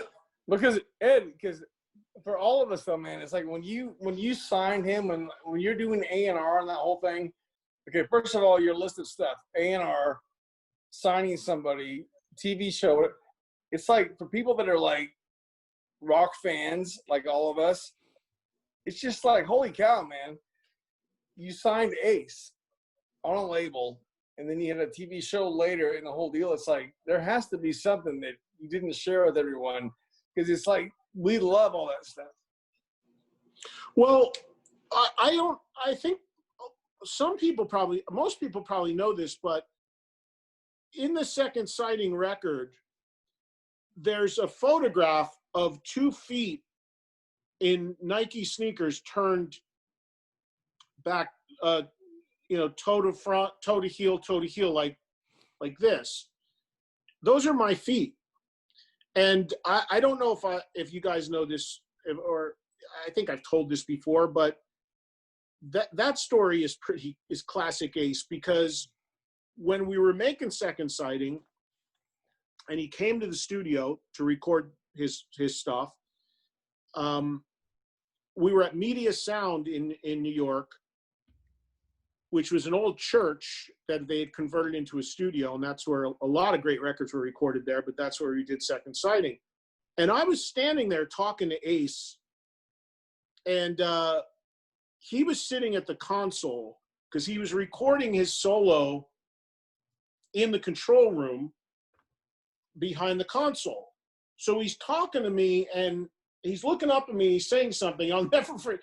This is unrelated, but I'll never forget this, because he's talking, he's like, what do you think? And he just wasn't sharp at that time. And he had in front of him a huge New York bagel, like stuffed with cream cheese, like that thick. Yeah.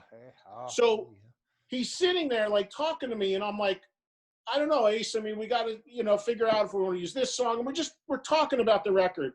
And as he's talking to me, he takes a huge bite out of a piece of the bagel. And without knowing it, the whole back end of the bagel drops like a pound of cream cheese into his lap and into the Les Paul and into the pickles. Oh!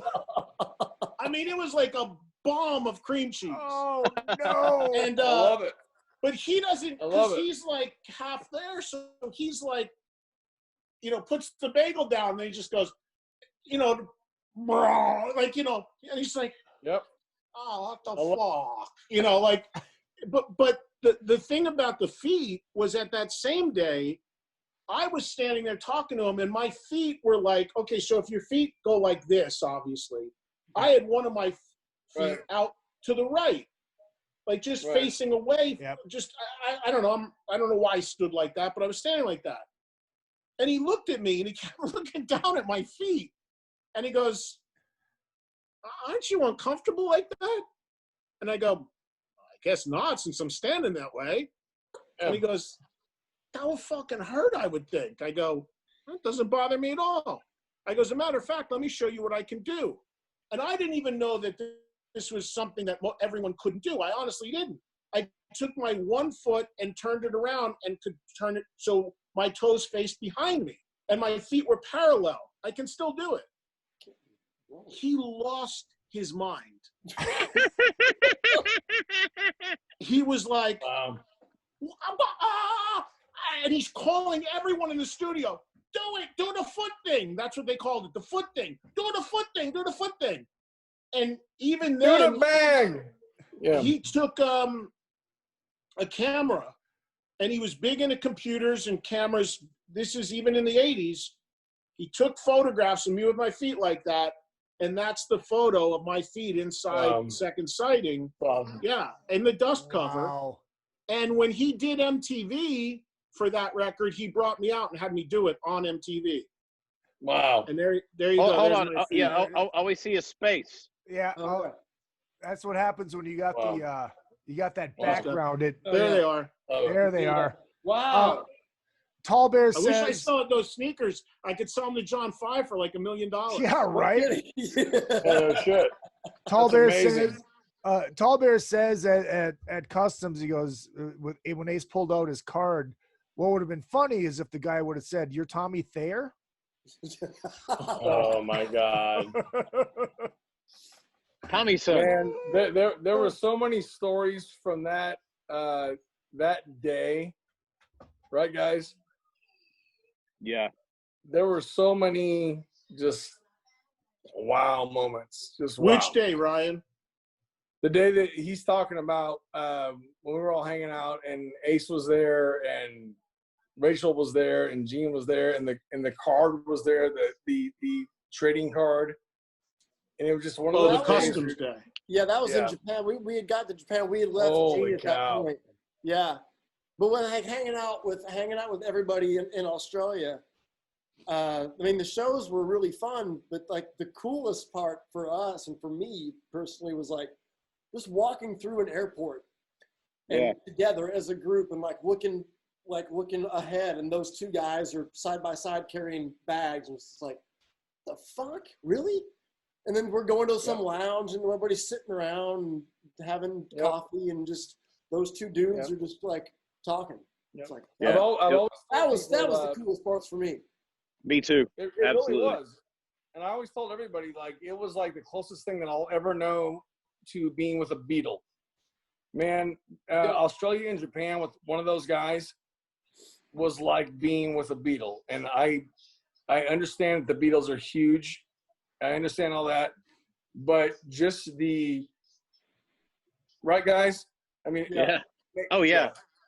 Yeah. And then the mob that is waiting for them when we get to the next city and getting chased. And it had nothing to do with us, and we know that. But being a part of it was just having a front row seat to it, man. Yeah, it's a cool view to have. I mean, there weren't 40,000 people there wearing the Rock and Roll Residency T-shirts. Amazing. No, but there were like 2 or 3. It is one of those things.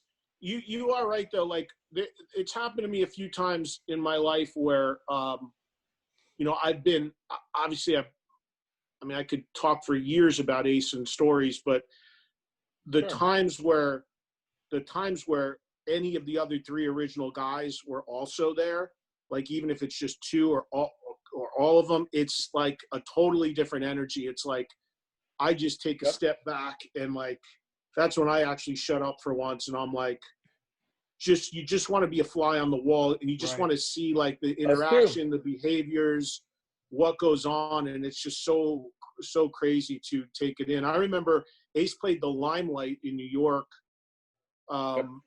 87, I think, and Gene and Paul showed up. And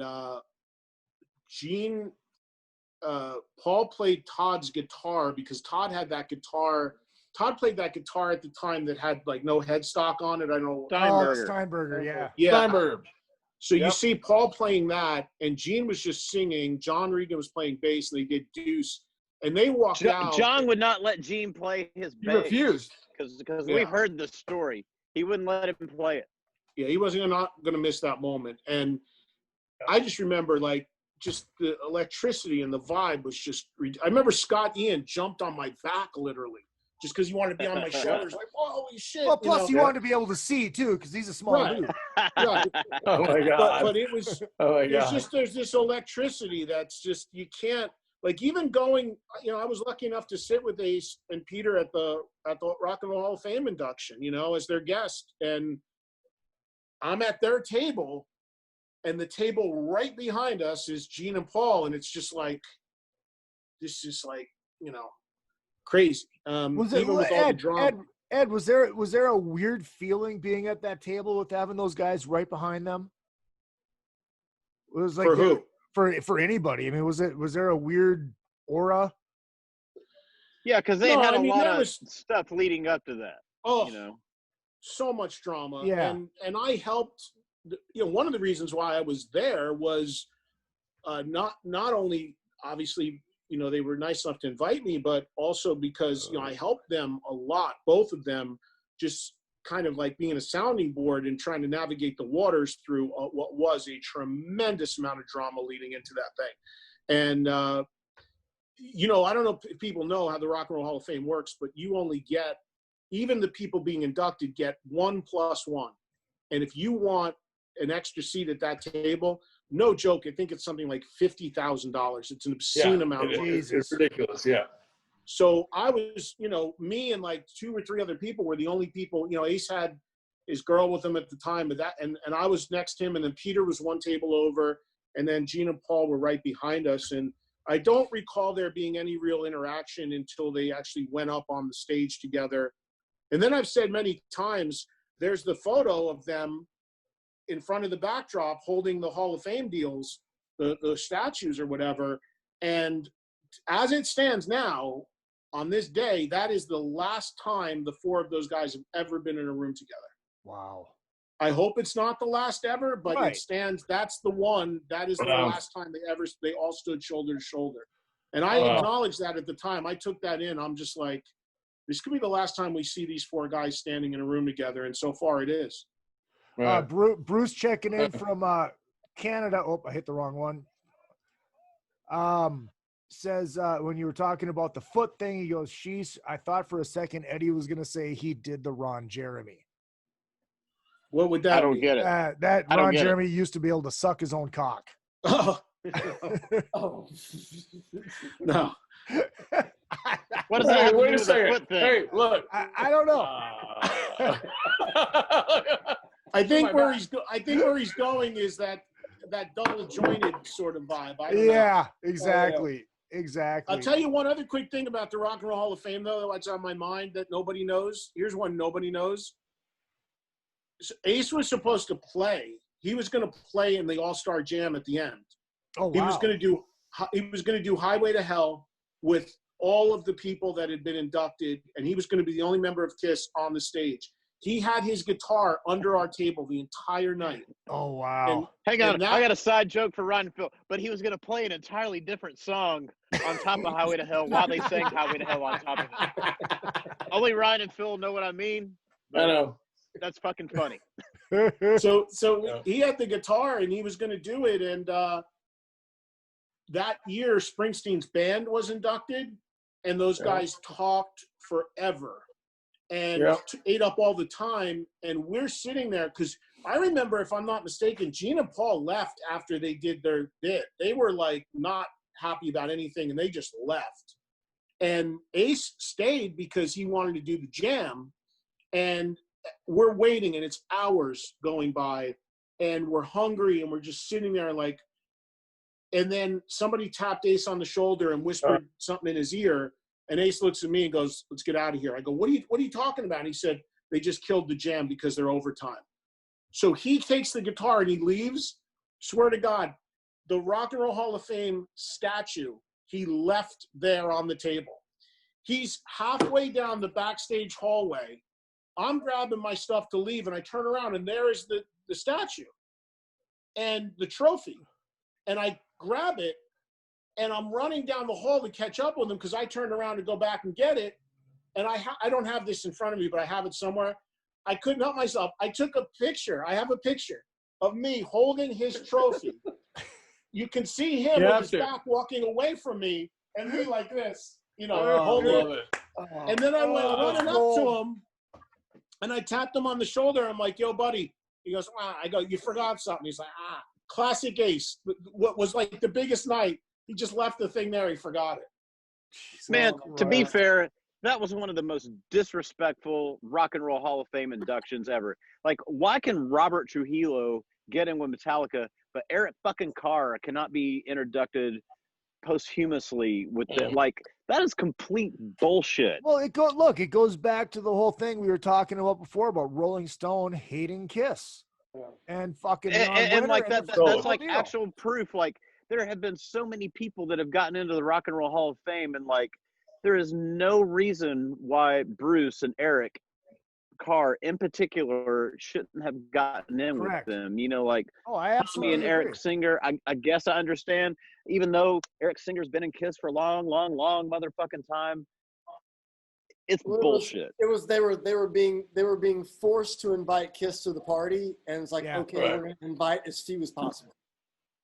Philip, you're spot on. I mean, they admittedly did that whole thing begrudgingly, the Hall of Fame. Yeah, totally.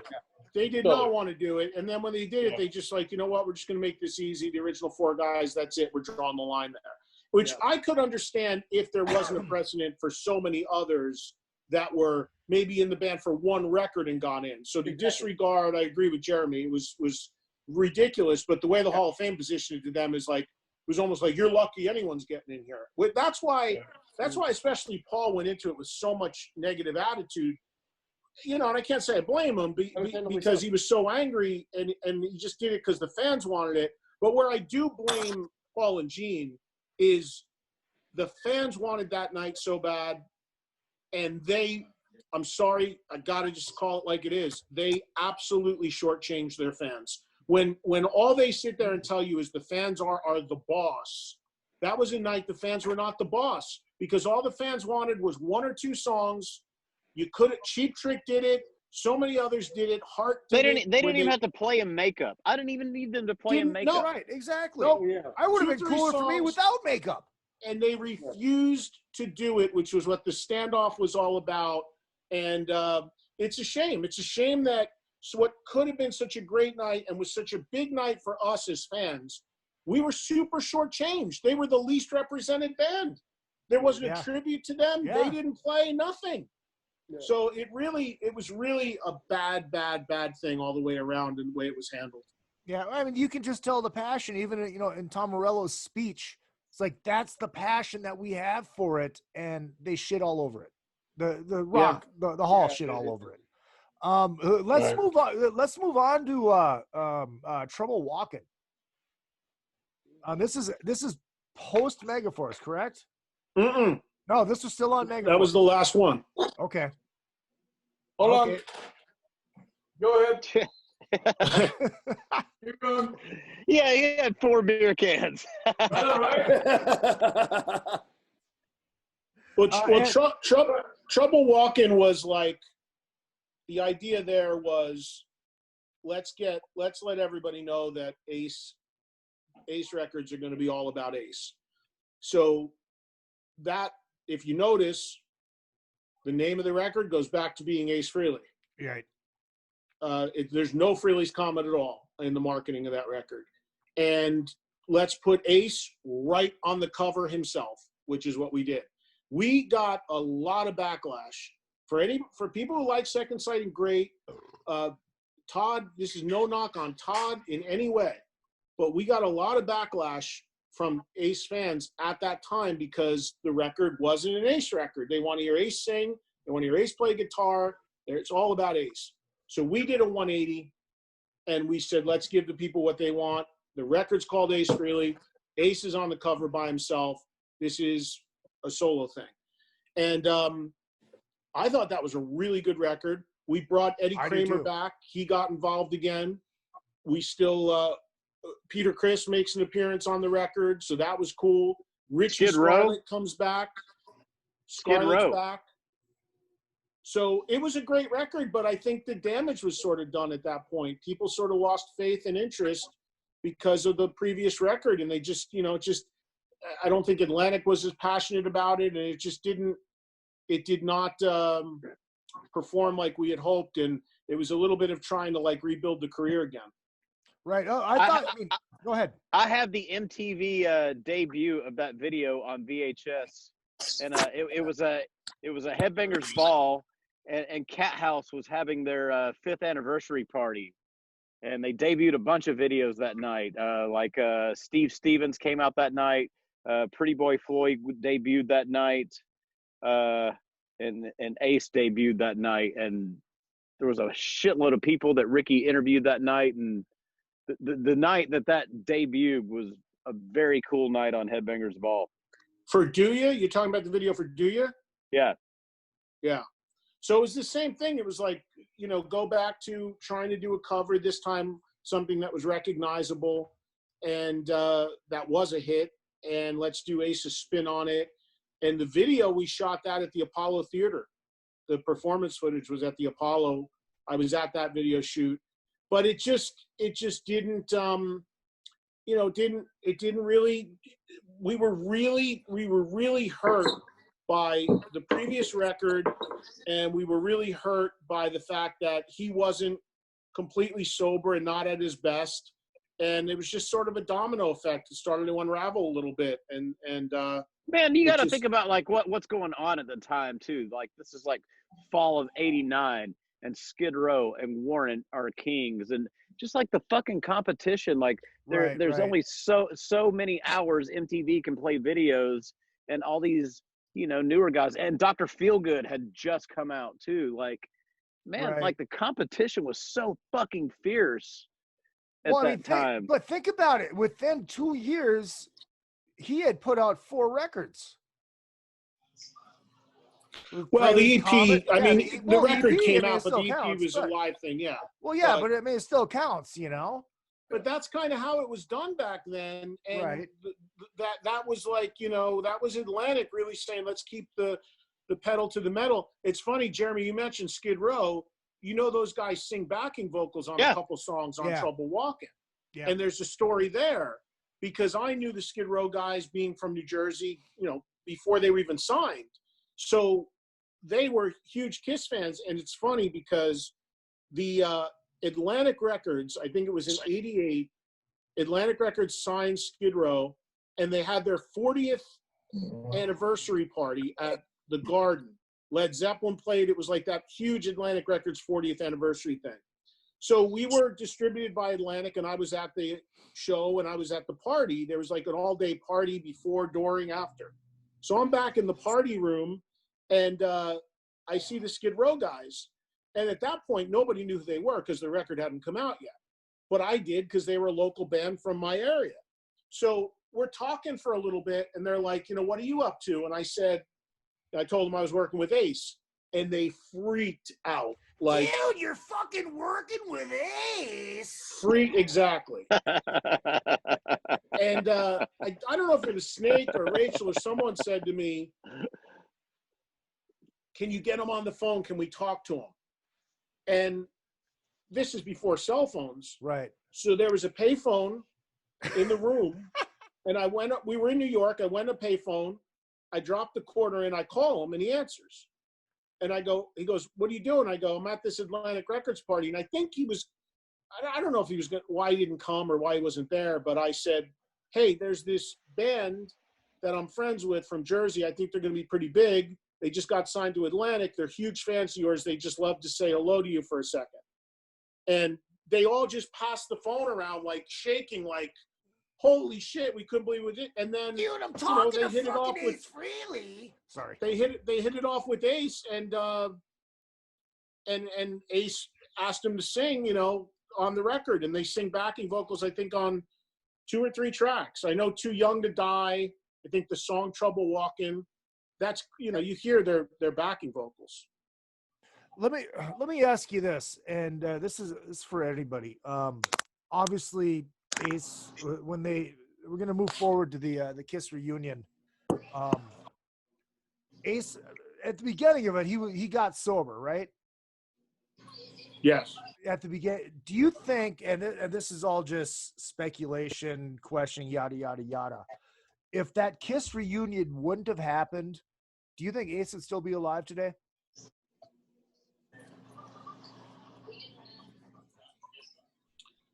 I don't know.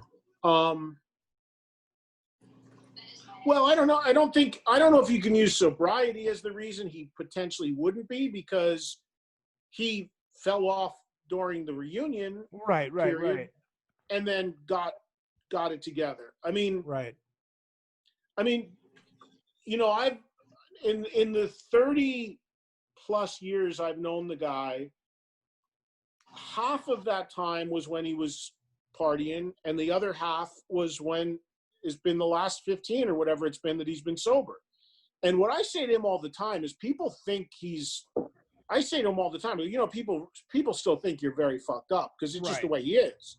And I read that stuff too, man. All the time. I know he's not. Yep. Right. But that's just his demeanor. That's just what they think.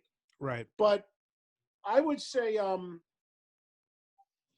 know it's hard to say. I mean, I just talked to him, like I said, for his birthday, and I said to him on the air, I'm like, you would not have seen this birthday. I'll tell you, it was pretty interesting. He didn't want to come on the air with me on his birthday because he was just like, I don't want to talk about it. I can't believe I'm 69, on and on and on. And I go, dude, you never thought you'd see 69 when I met you. And you wouldn't if you would have kept up. Be proud you're 69. Be proud of the changes you made and own it. And that's, I talked him into coming on, but it's tough to say. I mean, right. The thing that I say all the time, having known him during some of those hard partying years, I am super glad and super proud of him for being sober. But I'd be lying if I said he wasn't a blast to get fucked up with. Because there was nobody more fun to drink with, and man, did we have some time. Just fucking imagine. Yeah.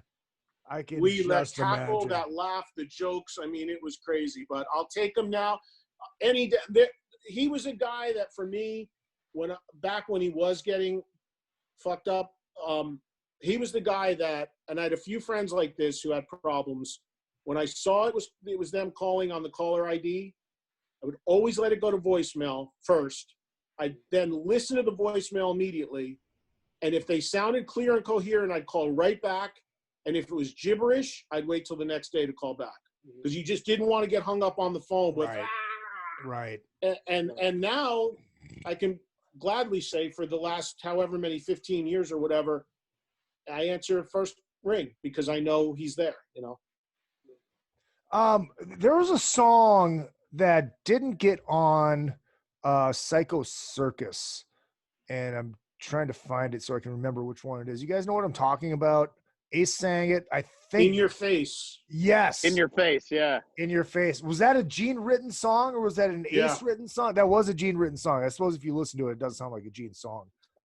Not a great song, I don't think, but I thought it was better than some of the stuff. And there's a version of "It's My Life" where Ace sings the second half of the song. Right. Yeah. That's great, and that should have been on the record. Right. Yeah. Oh, so that was supposed to be on the record. Man, that was like our most requested song for Gene to play, and we did that a lot. And man, it always got a fucking awesome response. We did. Yeah. Damn, But the way they recorded it with all 4 guys singing, I miss Kiss doing that. I miss when they would trade off lead vocals, and it was really a throwback to that too, I thought. Oh, Peter sang on that too? I didn't know that. No, I think he takes a line in it. Does he take a line in it? Not that song. No, it's just Ace and Gene. Yeah, I think it's just Ace and Gene. You wanted the best. Oh But yeah, that one they all I didn't like sing that on. song either. Yeah, I didn't either. They all sing on that one though, I think, right? Yeah, I think that's the only song that they all played on. No, Into the Void is. Oh, Into the Void was it? That was Yeah, it? Okay. What do you Into get? Into the Void's the only song on Psycho Circus where all 4 original members actually play what they do in the band. All right. And it's the only song that fucking sounds like Kiss on that album too. I like that. And it was co-written by a guy that I know pretty well that was in a band briefly with Eric Singer. A guy named Carl Cochran is the co-writer of that song. He was in Ace's solo band at one point. We've met Carl a lot, like in our travels in the Northeast. Carl's a great dude. About 5 years ago, he had a stroke, and he lost the ability to play guitar and everything. But he lives in Jersey. I know him. I haven't talked to him in a while. I should reach out to him. But he's a great guy, and needless to say, he was thrilled when he had a co-write on Psycho Circus. Before we get into Ace's post Kiss stuff, Anomaly on, this is actually this kind of relates to what you were just talking about. Bruce from Canada wants to know if you know anything about Frankie Banali's current condition. Yes, I do, because I spoke to his wife earlier today, and she said that he's got an infection of his gallbladder. Okay. And I'm not saying anything that is private because I checked with her first. Of course. And I said it on the air on my show today. He has an infection of his gallbladder. It's inoperable, but they feel like they can treat it. And he's looking at a week in the hospital. Okay. He's a great dude. He's got a lot stacked up on him right now, but he's fighting bravely. So keep pulling for him, but he's got another setback with this. But they feel they can treat it. It was just one of those scary things when he sends out the message, "I love you," to Chuck Wright and to Alex Grossi. It's like, well, we'll see. But he's realistic. He's very realistic and very transparent about what he's dealing with. He's not in denial about it. But he's a battler, man, and he's got a great spirit about it. So I hope he can find a way. Right. So 2009 Anomaly comes out.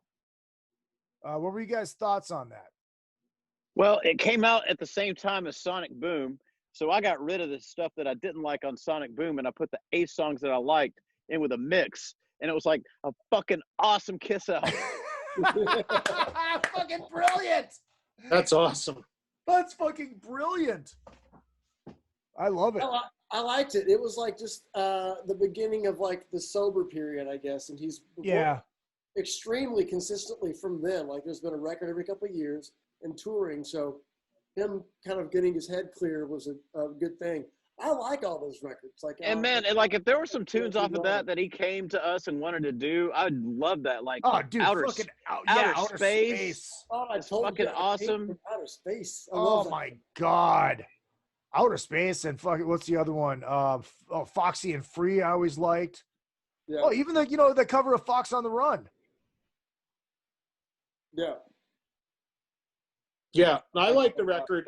I have he took forever to put that record out. Yeah. I mean, it was forever.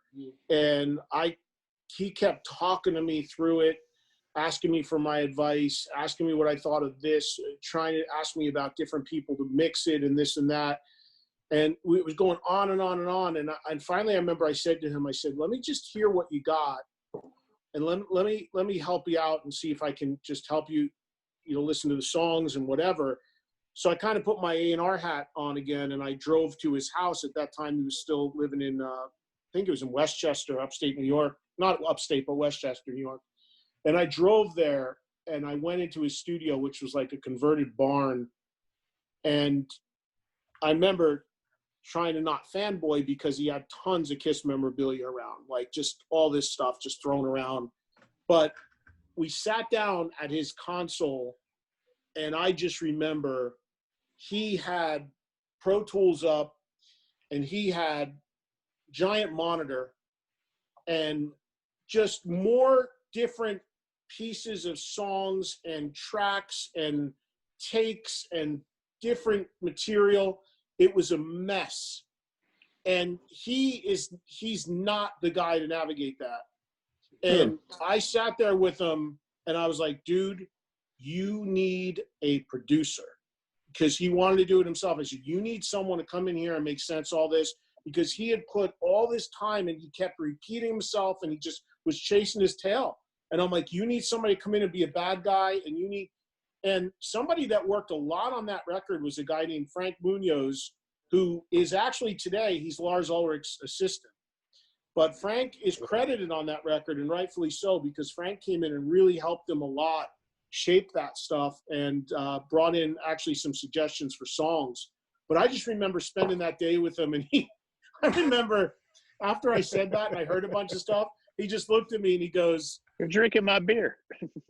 He just looked at me, he goes, you know what? You're right. Let's go eat. And we went to a restaurant, we ate, and we hung out, we had dinner all night, and I drove home. So Marty Fredrickson worked on that too, though, right? I think so, yeah. Which, I mean, Frank may have had a hand. I think Frank has executive producer credit on that record, if I'm not mistaken. Because Frank was working for Ace and trying to help him out at the time. So that's the thing I remember about it. He just went years and years trying to just like figure it all out. And he was just left on his own up there to do it. And he just had nobody, there was no self-editing going on. Yeah. I thought it was as good as Sonic Boom.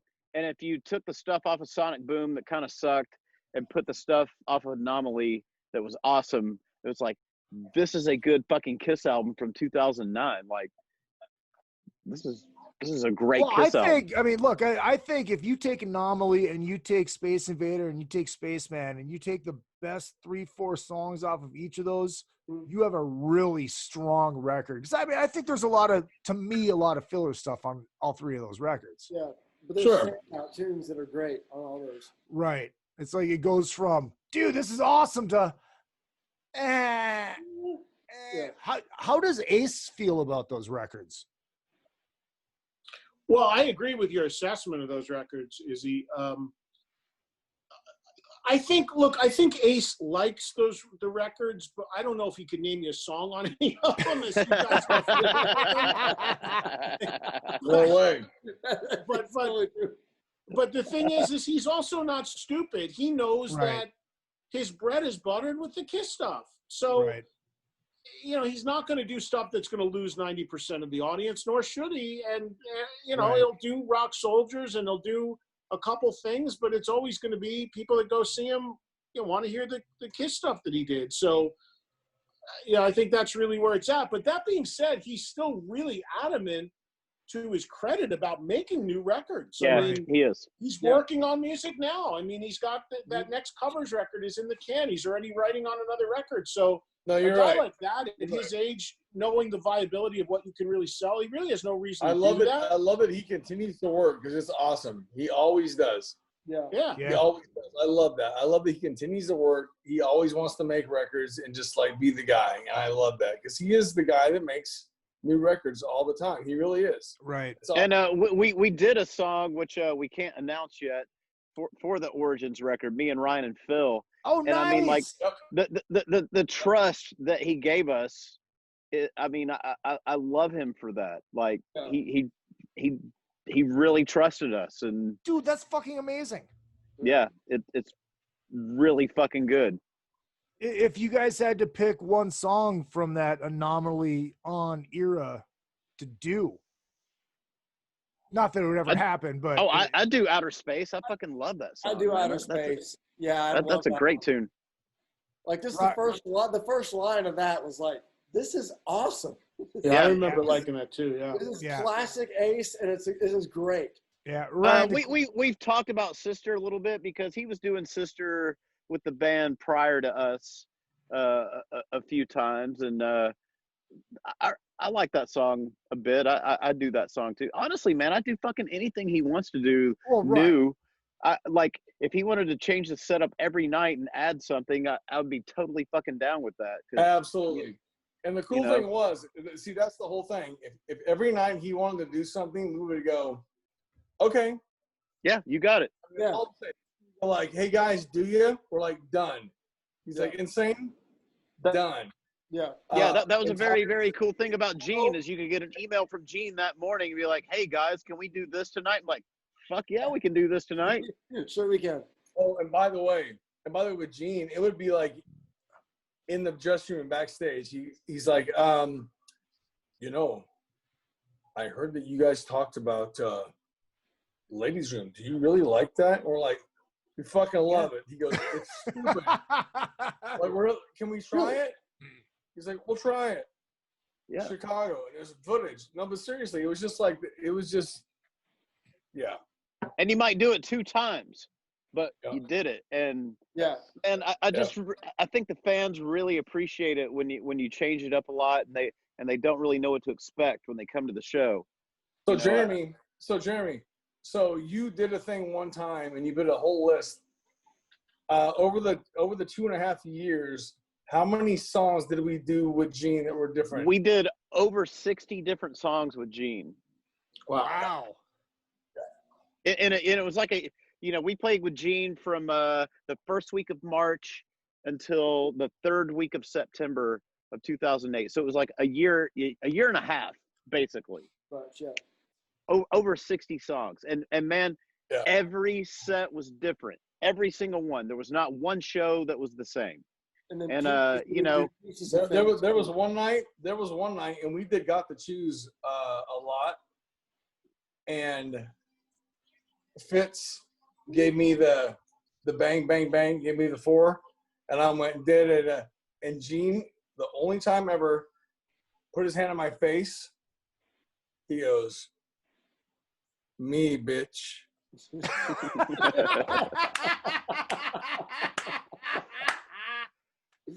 Yeah, I just think with but he told me he's the only one that ever starts a song in Kiss. And it's so funny because Ed, you know this so much, Ed. Man, when it's a Paul song at the end, it's like dip. When it's a Gene song, it's dip. And it's such an important thing and like such a huge thing, like in Kiss, the way they do stuff. But man, it's just like it's just crazy. I love it. Like I just think with a catalog that deep, man, like when fans are coming up to those shows, that it goes a long way if they don't know what to expect, and if they didn't look online and like, okay, they've been doing the same set for fucking 5 shows, I'm probably gonna do the same set. Like, it makes them want to come to multiple shows, and if it's like in the same area, they might hit 2 or 3 shows because one night you might do Got Love for Sale, and the other night you might do Almost Human and Charisma. And Charisma is one of those we did do most shows. Man, Charisma was fucking awesome. Yeah, that one was Our amazing. band played that song so good. And when we were talking about ace solos earlier, man, Charisma is a fucking badass ace solo. Yeah. That is a good one. I forgot about that. Yeah, it was good. Hey guys, I got to check out. I got to help my daughter with something. Me too. We're gonna end it up here. Ed, why don't you give all your shit so people can find you? I know they all know where to find you, but thanks, man. Every Every day. day. Do you have a show? I was this close to being on it. Every day I'm on Sirius XM Volume Channel 106 live from 2 to 4 p.m. Eastern, doing a rock talk show, interviews, talk. I call it sports talk for rock fans. That's kind of how I model it, and it replays every night 10 to midnight Eastern. So if you were to turn on 106 right now, you'd hear me talking to Alice Cooper from earlier today, and it's all on demand as well. And hey, we're available, by the way. What's that? I said we're available, by the way. So is Izzy. You're all available. You guys are always welcome. You know that. Anyway, thanks, Ed. Always good to see you. Ed, thanks, check me out on socials. And guys, great to see everybody. You too, man. Hopefully we can actually do this in person sometime soon, right? Yeah, man. That'd be awesome. Thank you, Ed. I can't wait to hear you talking about our act show next week after we play on Friday night on the Monsters of Rock Cruise Facebook page, when you can bid on this guitar, which will be stage played by me and autographed by the entire band. I'll be sure to give it a full review, Izzy. I can't wait. Ed, thank you very much. Guys, thanks. Be well, okay? Good seeing everybody. Take care, buddy. See you, Ed. Good to see you, man. I'm out here, guys. Bye. All right, Ryan, give your shit out before you leave. Hey, Gotta take a whiz. And my new cats. Good to see everybody. Well, give hey, your nice shit shirt. up. Give your shit up before you leave. 'Cause we're gonna have Your hair of the dog. Tell your hair of the dog. Oh, Hair of the shit. dog's I out. love it. Thank you. Thank you. By the way, it's going to be, I just saw the acetate being pulled today. It looks great. Hey, guys, how about we do 5 to 9 real quick? The three of us. Oh, yeah, 5 to 9 is mine. Tell the boss to kiss my ass. It's party time. Have a drink or two and lose my mind. We're done. Beautiful. No, wait. Yeah, 5 to 9 is mine. Bill's in space. Look at this. I think we just put the ass in acetate. I love it. But yeah, I got a video today of them spinning the that means acetate. they It's have great. vinyl coming out. They're doing a double vinyl with a gatefold. Oh, like awesome. you should Beautiful. Beautiful. It's amazing. Awesome. I could probably order that now and get that before my fucking Tony Higbee record shows up, which I ordered a month ago. I hope so. It's a good thing. The race is on. Can't wait. But good to see you guys. Good to see you. I appreciate it. Thank you very much. All right, so you guys gonna See, say Ryan, goodbye? you are drinking my beer. You said, "Oh, I'm not gonna drink that beer." You are drinking That's a all that's Miller left. Lite. I see that. Yeah, It's all that's left. what I know. thought. All right, I'm I'm gonna gonna hit. it's all here for you when you want it. All right, Ryan, or Jeremy and Phil, why don't you hit your promo shit before I hit the outro music? July 24th, our EP is going to be released. 24th. With a single coming out June 26th. Nice. And so we will have a video out for that very, very, very soon. And yeah, man, this has been sitting in the iCloud for a couple of years, and this is finally coming out digital only as of right now. Right now. You know, something else may happen later when, you know, we start touring or whatnot. But, you know, since everybody listens to everything through earbuds anyway. First things first, we're going to get it on in the ones and zeros and physical forms might come on EMP Records, Dave Ellison's label. That's right. That's going to be cool. But Via Rocksteady and Bryn Arens and yep, Rocksteady his Production. nice EMP. little hookup there. Thank you, Bryn. Yep, for and we doing get to put Rocksteady on our record. Yeah, baby. I love it. I might see Dave Ellison this weekend. He's going to be in town recording something. Well, cool. I don't know. Maybe I'll see him on Friday night. Like last week, he was in Nashville He was recording, here. so he might still be here. I'm not really sure, but we like Dave Ellison. He thinks a lot of us, and that flatters the fuck out of us. Yeah, exactly. All right, let me hit this outro music, do my spiel, then we'll say goodbye off the air. All right, this has been another fucking podcast. Drunken Summit video will be coming very, very soon. And next week, Paul Gargano of Metal Edge Magazine will be joining us, and we will be talking fucking Warrant. That's right. We are going to do a whole show on Warrant, and it is going to be awesome. Hit me up on all the social media at Real Izzy Presley all the way across the board, Twitter, Instagram, and Facebook. And, of course, the show page is Another Effing Podcast. Hit that shop now button. You can buy this beautiful a tribute to Ace Frehley t-shirt there. Or you could buy those amazing pants that I forgot to show Eddie Trunk. And, you know, and then hit up on YouTube, watch all the shows on YouTube, watch the videos on YouTube, and check out our cover version of Tender Years from the Eddie and the Cruiser soundtrack. Sounds fucking amazing. And I'm not. Would you wash I'm not away talking my about tears? Whoa, Tender Years. Fucking beautiful. I love that song. We'll see you guys next week, and we will see you on Friday night on the Monsters of Rock Cruise Facebook page. A tribute to Ace Frehley, myself, Chad Stewart, Sam Bam Colton, Sir Alex Kane. Yes, I have knighted him. And Gabe Maska doing a set that you will not hear from the actual Ace Frehley band. This has been another fucking podcast. I do love you all, and don't forget, what I lack in talent, I make up for in cock.